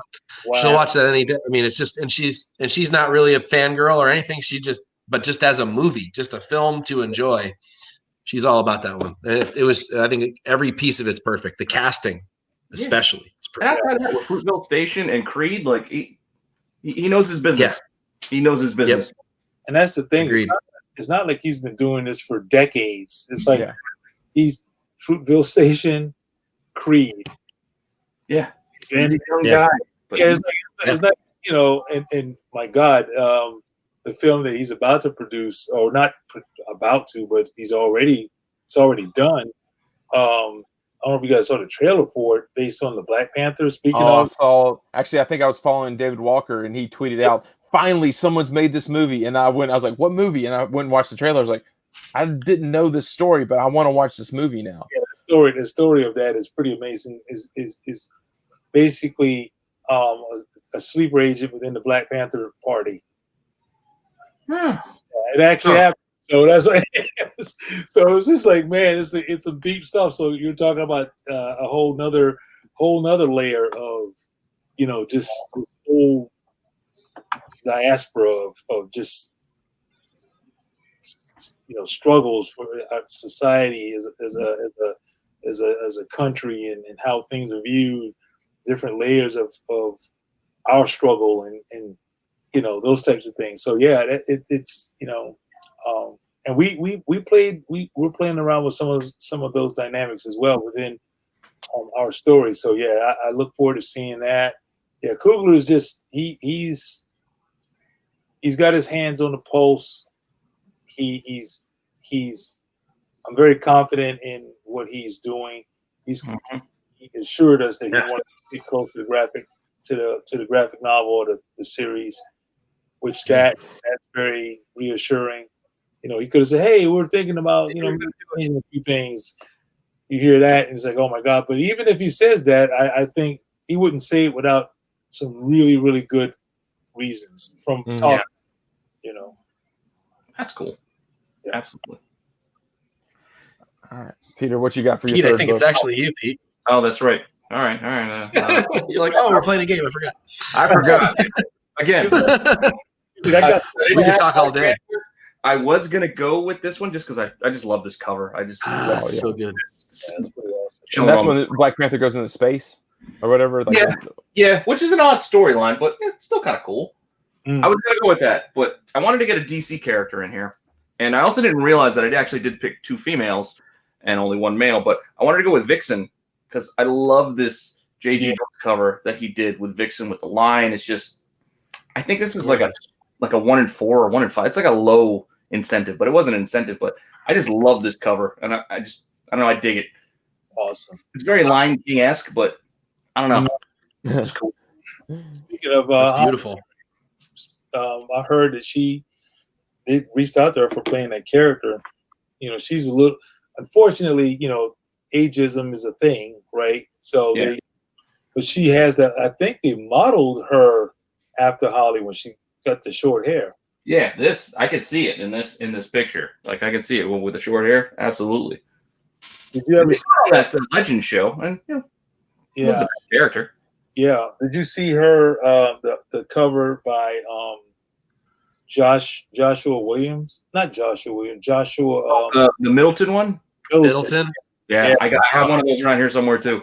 That one was my favorite. I really love it. That is a good one too. Yeah, I'll put it right here. Yeah. You can definitely see the one that Josh did, where he totally was looking at how. Ooh. Yeah. Man, that's definitely supposed to be. Yeah, that's definitely supposed to be Barry. No doubt about it. That's a great cover. Oh, man. Need that now. Thanks. Appreciate you spending my money, Sanford. Thanks a lot. Hey, you've already spent your money. It's over there in the Blade and Misty Night and Hero. Spending $10 on a Middleton cover. So good. Try to make that purchase, man. Yeah, I will. That's gorgeous. I want the one Pete just showed too. I want them both. I don't have that either. You can find that one. That was not that hard to find. Yeah. I think it should be worth more than it is, but it's worth a lot to me. I love it. So it's mine. I also love lions, so that's like a double. I mean, it's a double thing for me. That's a silly thing to say out loud, I guess, on a comic book show. But lions are badass, man. I can't help it. All right, I'm gonna finish this off here. All right. We talked about it just a second ago, but I'm the first and second print of when she changes her costume. This is Ironheart or Riri, and this also when Cho takes on the name Braun. But I like the character. Like Mike said, we talked about it earlier. Just if you can't tell, I'm going all in on the modern new characters people are talking about doing. I think I like the diversity. I like the fact that when I look at my neighborhood, I have a wide range of cultures and personalities that live in my neighborhood. I like the fact that I teach at schools and work at schools where there's a wide range of personalities and diversity. And I like it in my comic book characters. I like learning about the different characters and learning about their backgrounds. And so that's why, I mean, Riri, I love smarts. I like seeing characters, period, that are smart characters that can outsmart you. I think that's why this is the perfect pairing. I mean, having brought Cho and Riri on the cover is great because you're like, okay, these are two of the smart, creative types who, you know what, they also save people. That's another thing. I mean, shoot, Moon Girl, let's say she's number 5 and Cho is number 3. Like of smartest people. Marvel has that ranking system where they talk about who's the smartest. But I just love it when they outsmart. Just like that's why I like Peter Parker. I mean, I love any character that figures out a way. That's why I like Miles because they're all these smart. They're not just brawn guys. They're not just. I think that's why I've always struggled with DC. I've never felt like even outside of Batman, I've always felt like the characters were up until Mr. Terrific. He's probably the modern version of him. When I saw him in Arrow, I was like, hey, that guy's pretty cool. He's a sort of a smart guy. Though I'm not quite sure if I like the version of him in Arrow, but I did want when he puts his hair back and has the little face mask. I'm like, I can't do the face mask, but I couldn't do Steve Armel's face mask either. It drove me nuts. But that's another character that I was interested in, the Mr. Terrific character. Possibly doing something with him and Cyborg. Had this idea. Yeah. His intelligence and Cyborg's tech like create this. Well, anyway, it's a pitch that I'm gonna send them see what they can combine and be like Transformers, and like Mr. Terrific like rides on top of Cyborg and like the perfect machine because he has those little balls he throws and he just that might work. That could work. But like Mr. Terrific, how long has he been? I know he's been around for a while, but the character's changed, right? Like he did. Like he wasn't always a black guy. I know there's that beautiful JLA cover. Or is it JLA or Justice Society? Ross did all the covers, and they're just gorgeous all the way throughout. But it's a gorgeous. But like, I don't feel like he was the same character from like the 60s or 50s. Yeah, no, it was a legacy character that they kind of updated, but they updated him a while ago. It wasn't like a new update. No, it's not a new update. I like my only concept of him is the concept that we saw in Arrow, but I know when your Vintage Voyage or wherever Ben pulled it up, and I was like, oh, wow, he's been around a lot longer than that. Of course, all the DC characters have been around for a heck of a lot longer, and then they all got redone in the Silver Age. Exactly. Yep. There's another character that looks like they're going to put him in the forefront over at DC. Black character is Amazing Man. Oh, yeah, I saw that. Who tweeted that out? Tom Taylor? Yeah, he's writing it, and I saw him tweet out about it, and I was like, because I drew that character one time for it was a commission, and I was like, oh, I didn't know a lot about the character, and I thought it was just kind of an interesting. He had a golden age look, and I always thought it would be interesting to do like a golden age story from the DC perspective of I would imagine he's kind of like the Blue Marvel of the DC universe, right? Oh, I had that book and I forgot to pull it out. I love that character. To reinvent a 50s character in middle 2006. I thought it was a great way they went about doing it. And then he's become so important in the Marvel universe. Yeah. There's one in my shop. I keep looking at it, but it's pretty pricey. They have the whole set. And they're not as high, but I got to get money first. I got a couple of copies in dollar bins but back before they jumped, it used to be like, oh, you'd all of a sudden find a run because no one knew that there was only 30,000, and whenever they put him into MCU universe, it's going to go even higher and more popular. Yeah, that's true. That's the thing that I was thinking about was just them doing the Blue Marvel in the MCU, just what that would look like. Yeah. Well, and then he has an extended family that all have significant like little things they've thrown in. Like they brought him into the Mighty Avengers. I think his one son, one is a bad guy, one's a good guy. Like I haven't followed it. The new Avengers, Mighty Avengers, when Bendis stopped writing it, I sort of didn't follow it quite as well. Like it was easier to follow because Bendis was writing the Mighty and the new at the same time back in the day. You had a great run on the Ultimates with the Blue Marvel. Yeah. Oh yeah. That team of that was a pretty potent team. My God, man, they could, in my opinion, I think they could have handled the regular Avengers. Yeah, because you had the Lifebringer or whatever his name. They changed Galacticus from a Death World Eater into Lightbringer. That's what it was, Lightbringer. That was pretty amazing stuff. I love that story. Is that collected already? Do you guys know? You mean as like it is? Everyone's. I mean, as in a trade or as in a? Yes. Yeah, you can get the trades of it. The issues off and on become popular. Like a new piece of spec rolls out there, and people go, "Oh yeah, that happens in this one." Like we just had in our site, someone just wrote that there's spec in the Venom story that Cates is writing. He might be coming in and using the Lightbringer from Galacticus' story. So that people become interested in. We actually just came out this past Friday, this past Sunday. That we had an article about the Null and all that crazy stuff Donny Cates is doing with Venom. Yeah, I need to get that collection. If you guys know what that is, just shoot me the email. What trade number that is? I don't know what. Yeah, we can definitely help. I'll shoot that to you afterwards. We lost Peter. We keep losing people during this thing, but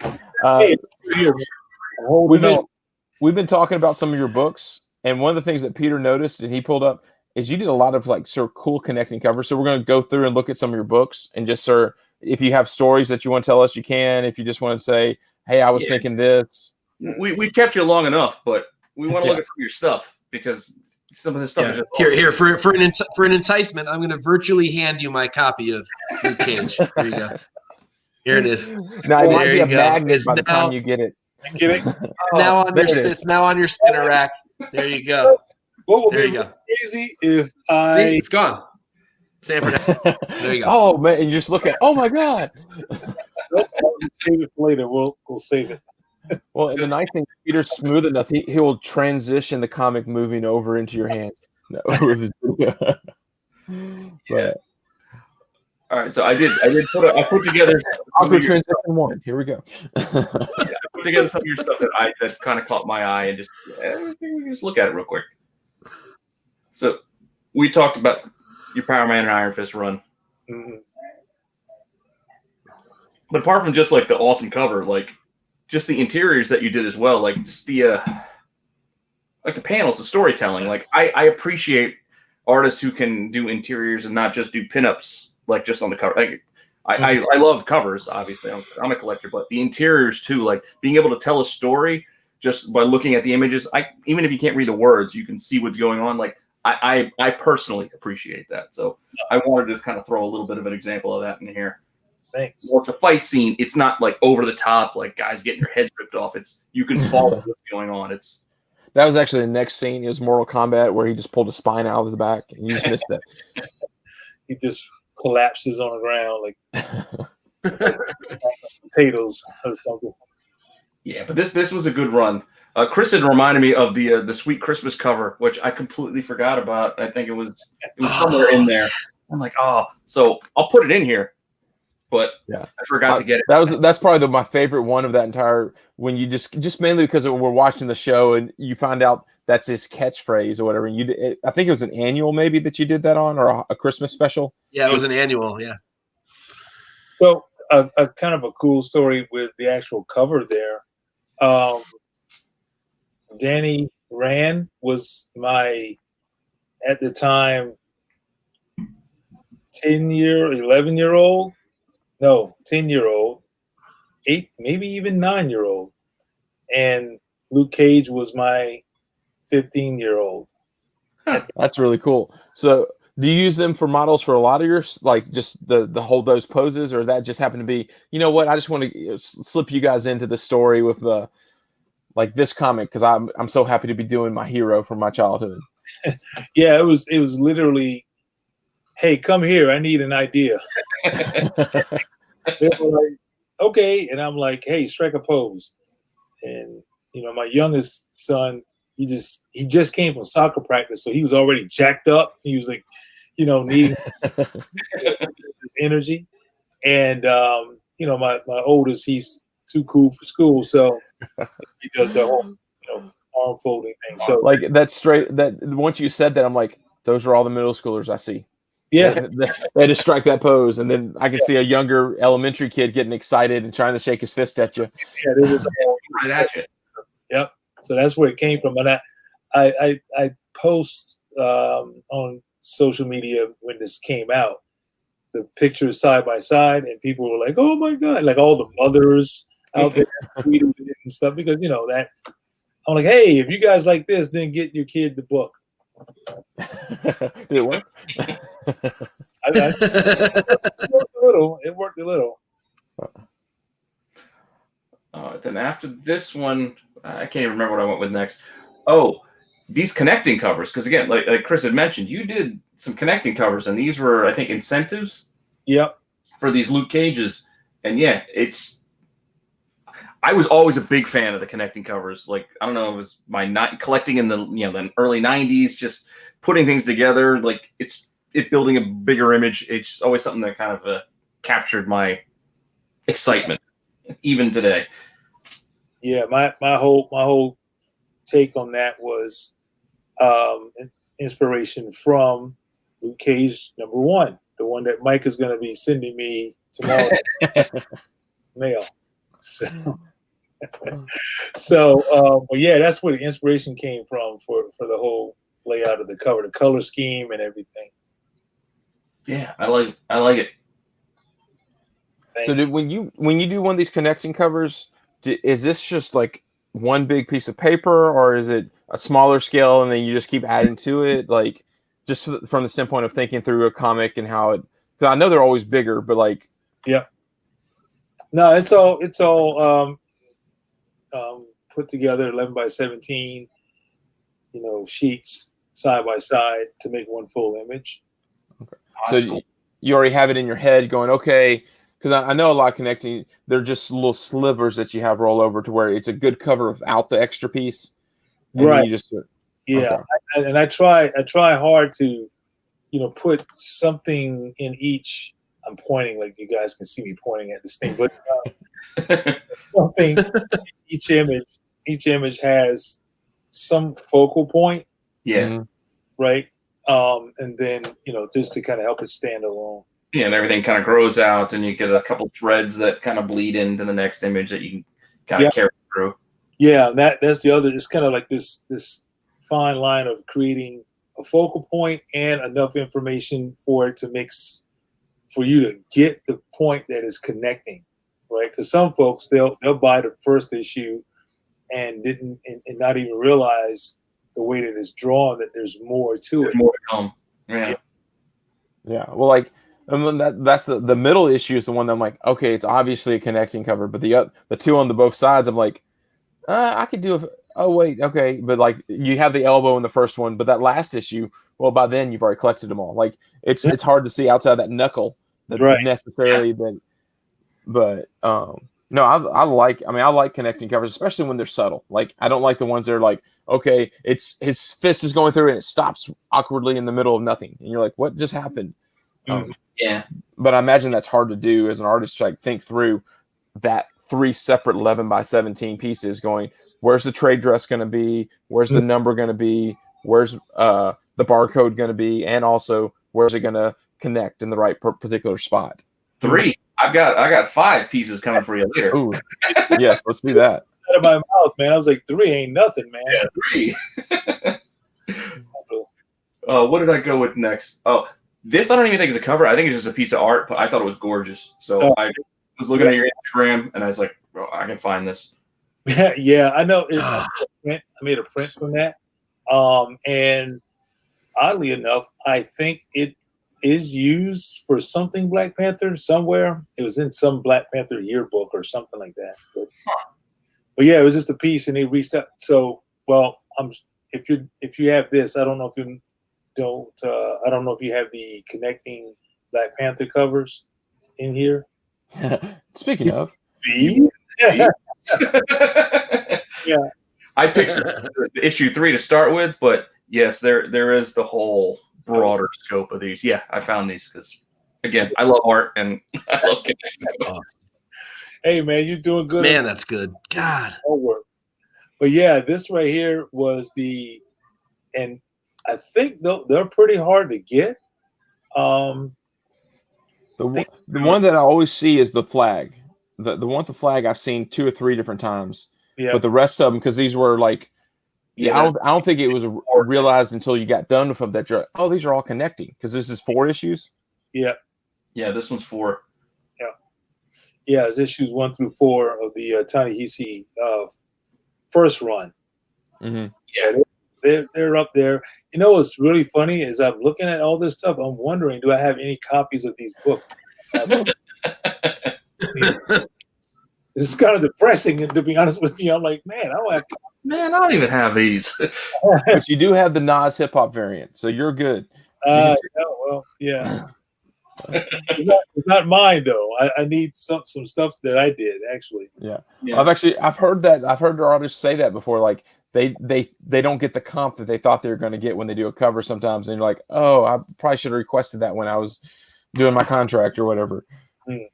I usually get everything. It's just that I sold out of this stuff, and realizing that I don't have any more copies. Sometimes when you're, especially now with COVID kind of shut down everything, I'm going through all my stuff, and I'm realizing stuff that I don't have, stuff that I want, Mike, and some other things.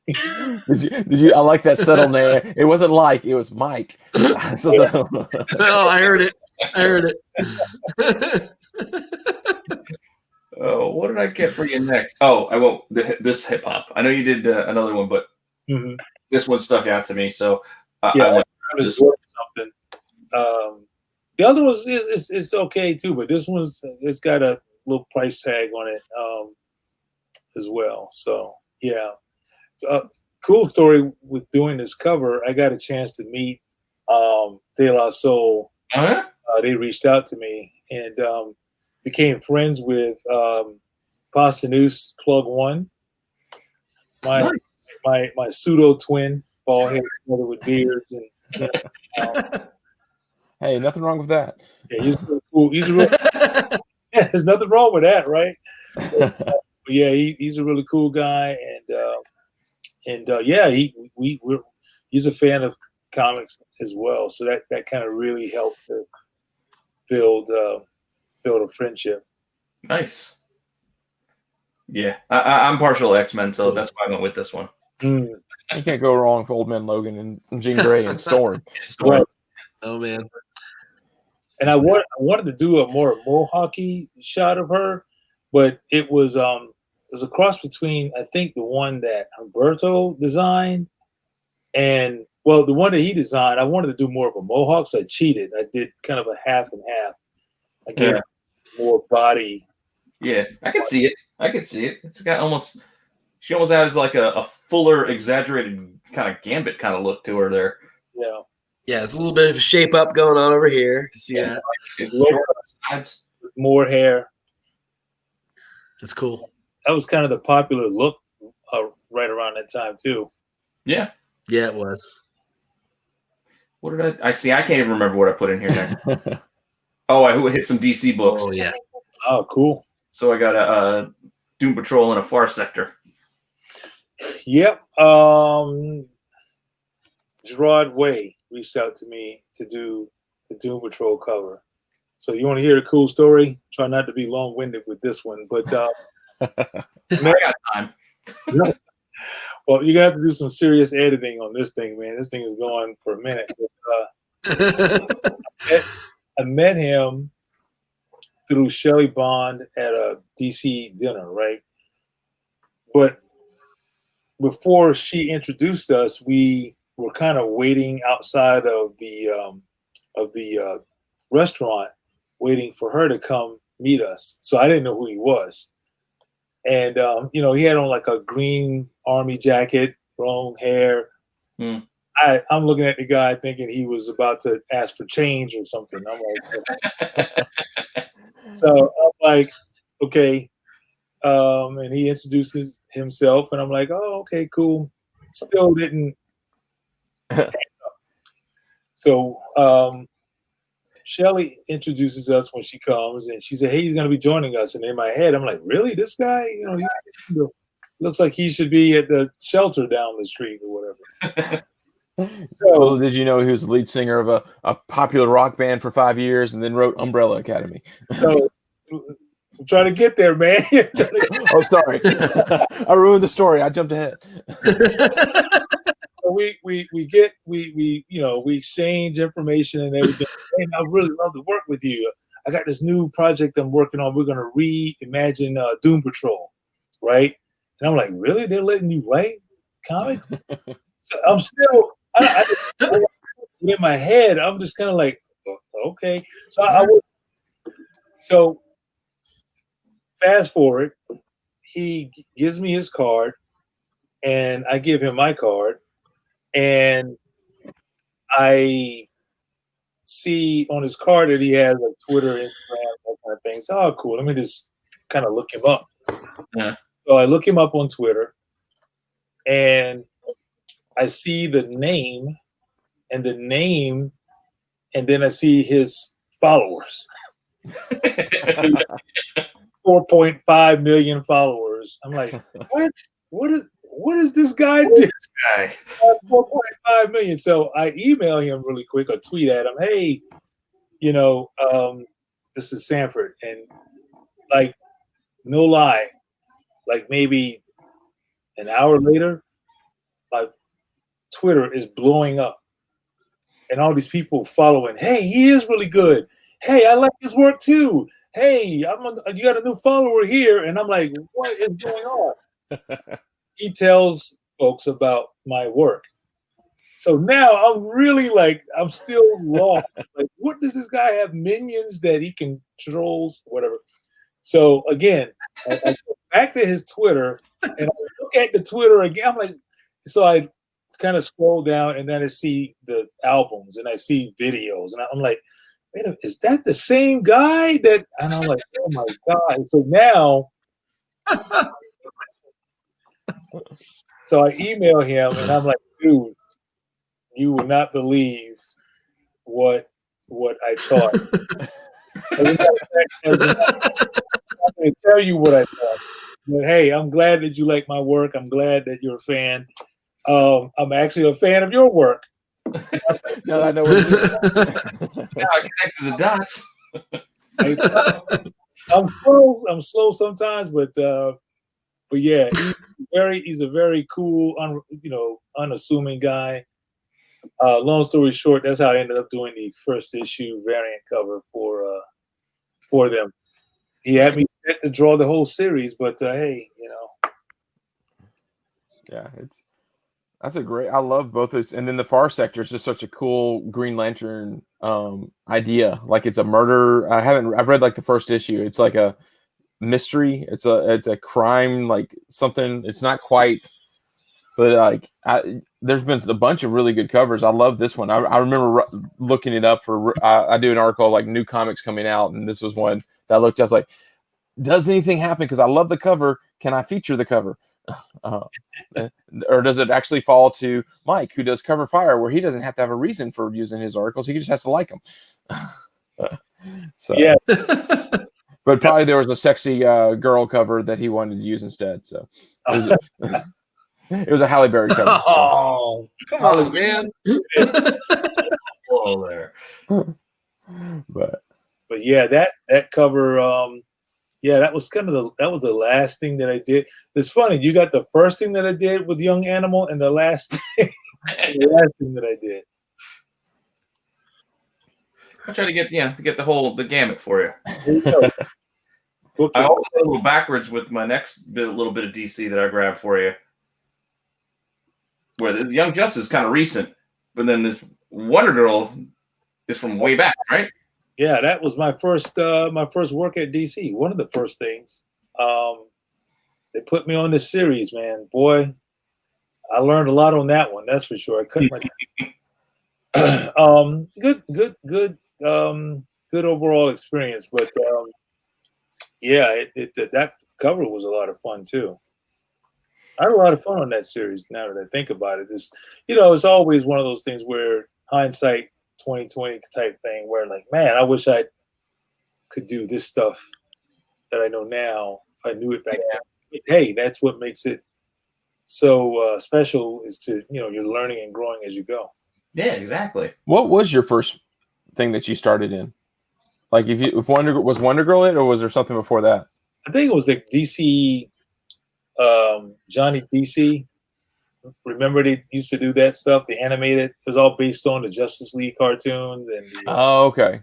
Okay. So yeah, it was a DC Comics, but it was through the Cartoon Network little thing, and so my style back then looked nothing like what you see now with the brushies, and the heavy inks and the blacks and stuff. Yeah. But yeah, it was a lot more open like Mhm. that. But yeah, it was fun. It was fun stuff. It was fun stuff. All of it was fun. I mean, some of that stuff, like the Wonder Girl stuff, even looking at it now, I'm like, man, okay. Yeah, there's a couple Wonder Girl covers I was looking at. I was like, I'm just gonna go with number one. I was like, let's start with number one. Yeah, so, that wasn't so bad after all. And I'm like, oh wow, maybe I need to approach some of the things that I do now the way I did back then. Again, I don't remember what I went with. And of course, I went with the bitter root, but here we get into we got number one. You have to shrink it extra We small. got number two. Yeah, we got to shrink it because here we're going. Can you get them all on there? Oh, I get them all on here. and see, I didn't even realize until Peter showed me this that they were connecting at all. Like I have some of the variant covers, and that's the thing. These are great covers, but you guys, especially in this second series, the blowing up the old school movie homages. Oh yeah. I mean, the fans have gone crazy. I mean, of course, you snuck the Do the Right Thing cover in, and no one knew it was coming, and it was it's still a ridiculous cover. It is, and then it's hard to find. And then the Purple Rain, because who doesn't like the Purple Rain homage? But was it New Jack City was the last one, or you want one of those covers? We can do a trade.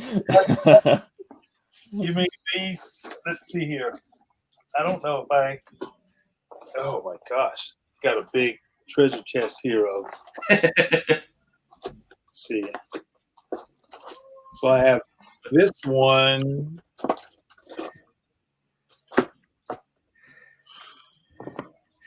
Oh yeah, I love that movie and I love the cover. Okay.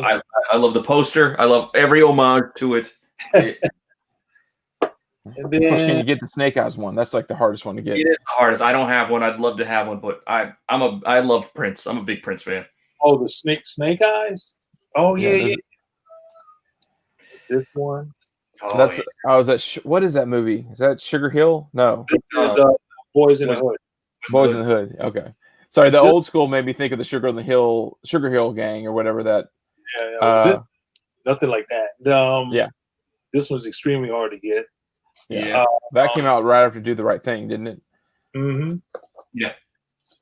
And then only because this one's out of the case because I just finished doing to the back of it. Can you see that? Ooh. Oh yeah. See, it's a little grainy. So these come with the original art on them, the ones that I have now. So these are very, very limited because only a few copies have the art on the back. So are you selling those on your site somewhere, or are they through a store? I am putting the word out as I feel like it. Hey, you're putting it out now. Yeah, word out now.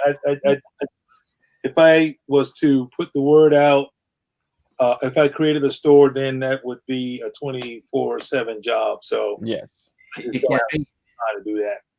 And the other thing too is I am trying to make the books, the ones that I have, because they're so limited. I don't want to keep putting the word out and they'll be gone before you know it. Yeah. But some I want to hold on to, but and I wanted to make sure with COVID shutting everything down, we're trying to make sure that our printing, because we can't do a lot of we're not doing shows. We wanted to kind of make sure we had enough to kind of carry us through all these different streaming events that we're doing, and Yeah. but I'm doing a bundle deal real soon with all those limiteds and some original art and all that stuff. I'll be putting the word out about that probably in the next couple of weeks. You'll see that. So We'll if just we follow, make sure we put something up on the site to help you get the word out. yeah, definitely. We do have one question. So it's not like I I don't have that many. I just have got about 20 bundles of these limited covers and stuff. But I mean, we all love Bitterroot, like on our site. Like we like the story, we like the art and everything, and so I know a lot of our readers have really liked it. And then of course we're all speculators, so the fact that Do the Right King cover and the Purple Rain cover, people went crazy for it. Like if they haven't read it, they started reading it strictly because, hey, it's a rare book, and I want to find out what makes it even better than just being a rare book. It's a good story. Yeah, and that's what for us is helpful. We do have one. There's one other cover that we can't figure out if you did it, but it's for Bitterroot. It was the eBay special variant for Akira. Yes. Yep. Yeah, because nothing would confirm that you were the artist. I had to look and stare at it, but I can't see the face because I can usually connect artists with their faces. But since it's back, I'm looking. I'm like, I think it's him, and something says it's him. But I'm so mad I didn't hang on to this. So any of you guys have this variant? No. I did, and I sold one because I thought it was a good idea at the time. I have the. I completely regret it. Another image book at the same time. Extremity 2 did the exact same cover at the same time. I don't know if it was like a deal, like all the image books at the same time. We're like, let's all do Akira or something. So I had the Extremity. I thought I got yours, and I ended up finding the Extremity in a back end issue. I was like, oh, it's the one that this one's worth 10. Yours is worth like $100 or more right now. It's like, oh, I got the wrong one. But I just like the story. Like I have like every variant but this one from the first issue. Like I have the Magnolia, I have all the jazz version and the Virgin cover and all the different ones for issue number 1. And then I love the issue number 5's Ben Oliver cover is great. Yeah. Have you seen the trade version, the limited trade cover for issue volume 1? I have not. Jeez. Let's see here.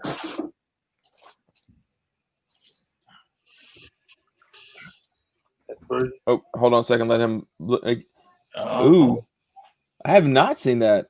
Oh yeah, I have not seen that either. Yep. So that's a limited edition. It's a hardback trade. Soft. Okay. Yeah. Let's see here. Even more limited is the. I don't think I have any. I think I sold them all, but the ones that I have left on the back is a full illustration of all the characters, the main characters. So we did I think it was like a dozen like that, and those go pretty quick. And I held 2 of those, just half, and like you mentioned earlier, the offers came in, and it was like, you know what, let's go ahead and that's the tough part. Yeah. The offers came in, and I didn't even do this. I can imagine how tough it must be for you because this is your art.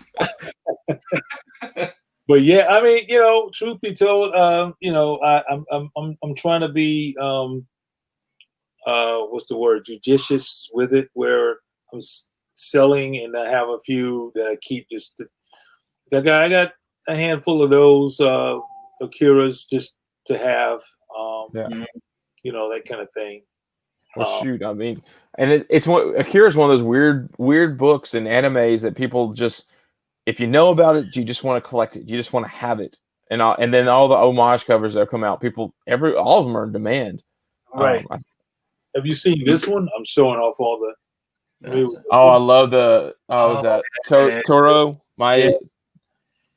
So you have some anime, like, do you lean anime, or is someone else on that does the writing? Is it who on your team is an anime person? Me. Okay, so you get the. I can see it. It's the same thing when we talked to like John Boy last week. Like I can see like the anime manga, however you say it. Like I can see the kind of influence there, and I dig it. Yeah, I mean, a lot of these covers when we did the Akira one, truth be told, this cover was the eBay exclusive. Yes. And eBay wanted to do it was going to be a part of this conference called Afrotech in San Francisco. It's pretty awesome. We're talking about these tech, you know, techies from every industry. And eBay was one of the vendors, and they wanted to do this as an exclusive at the show. And I started thinking, okay, what could be cool enough for, because that audience, there's some crossover, but not, you know, a full crossover. Right? They don't understand Luke Cage issue 1. They don't really get, but they are fans of Luke Cage, right? Yeah. They're fans of anime. So I started thinking about that, and then I started thinking about what would be cool that they could recognize, and I could, and it still crosses over well enough with my characters, and that's what I came up with. Perfect. Yeah, that's what they said too. They that conference was pretty insane. I think they sold like, it was well over 200 copies of that thing in pretty much a day. Yeah. 8 hours or whatever. But you know, and that's the thing. They saw it and they were like, wait a minute, is that Akira? No, that's not Akira, but it looks like Akira. But yeah, you know, and yeah, and they just thought it was cool. I thought about making a print of that. Eventually, we'll see. When cons start back, I'm not shipping prints. Yeah, I think you'll do well if you make that a print. I think people will definitely add that to their collections. Yeah, I only got a couple more, but I did find on the stump. I just grabbed a couple issues that caught my eye. Do you think you did the beat covers or the variant covers for them? Yeah. That is with co-creator Chuck Brown, who wrote the story. He's the creator of that story, and we just it was overall his idea about creating like the American flag in the background. And there's also another connecting, but I didn't get all of them. It creates the American flag behind the headshots. It was a cool project. Yeah, nice. The idea is pretty cool too. Kind of like, you know, reality.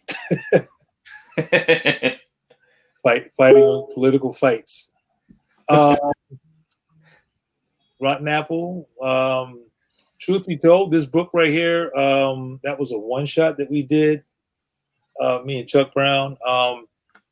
It caught on. It caught some heat there for a quick minute, and people really want us to create a series.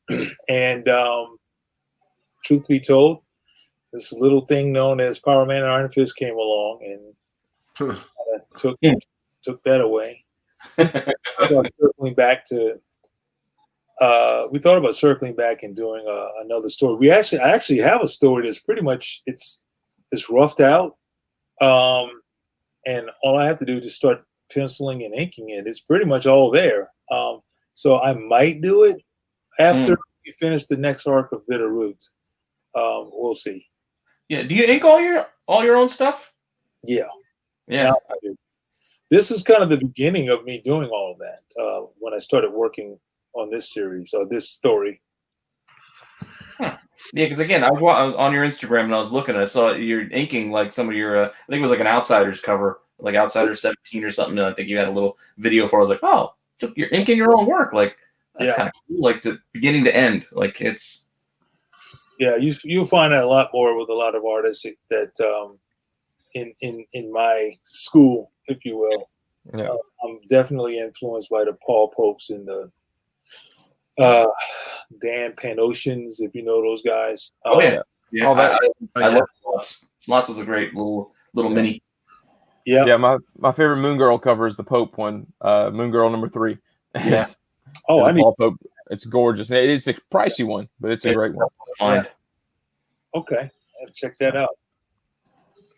And I think this is just an image I found. I don't know if this goes to a comic, but it's just it's part of the album Usagi Yojimbo tribute book. Okay. It was to this piece means a lot actually to me because it went to Stan Sakai, his estate after his wife passed, and they needed to raise funds, and so they Dark Horse reached out to a few artists to do some renditions. I tell you what, looking at that piece, I often think, man, I would love to draw Usagi in that style. Yeah. Really gritty, type thing. You never know. Yeah, no, I love this image. Just the perspective on it, and just the looking down with the sword pointed right. I'd love to see more of this. So somebody make that happen. Yeah, seriously. Only one person you need to talk to about that. Get him on the show if he's willing to come on. I doubt it. Chris, get on it. Okay, I'll IG him right now. I doubt it. Umbrella Academy, which ties back into your Gerard Way. This cover means so much more to me now. Now I know the story that you thought he was a bum, and then you drew newspaper and trash behind him. You're like, this is who I picture you as a kid in an overtime. Oh man, not quite that far with this image, but shucks, man. Yeah, and Gerard knows the story. He's like, yeah, man. I this is just my look. I like to be very, I'm like, hey, comfortable. Yeah. But now this piece right here, a very recent piece actually, promo piece for the Umbrella season 2. Yeah, I think Complex and Netflix had this campaign. These illustrators, they got about 5 illustrators to draw different characters from the show. When he told me, we want you to do number 5, I'm like, what else is there to do? This is he's the character. He's the coolest one. To me. Yeah, no, I enjoyed him on the show. He's probably my favorite on the show.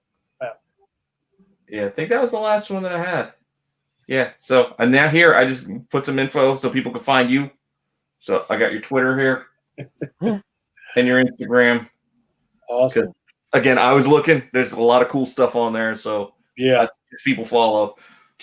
Yeah, Instagram is where you will see the most art. Twitter, you'll see me. I don't know. Share your opinions. Yeah, speaking my mind. Hey, I saw it. I was right there with you. It's like, all right, I saw a running main announced today. What's funny even about that is that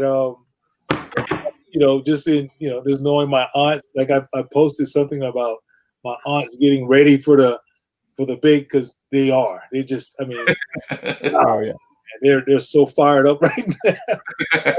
It's like you gotta, but I do believe that those kind of supporters like that, those women supporters, super enthusiastic.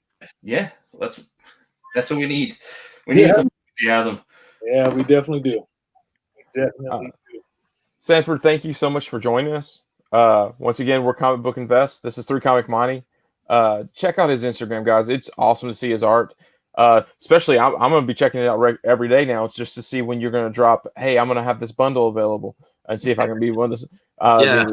That sounds freaking awesome. Like, Mike, I know is a big art guy. Like, he loves getting covers, especially by artists that he likes and everything.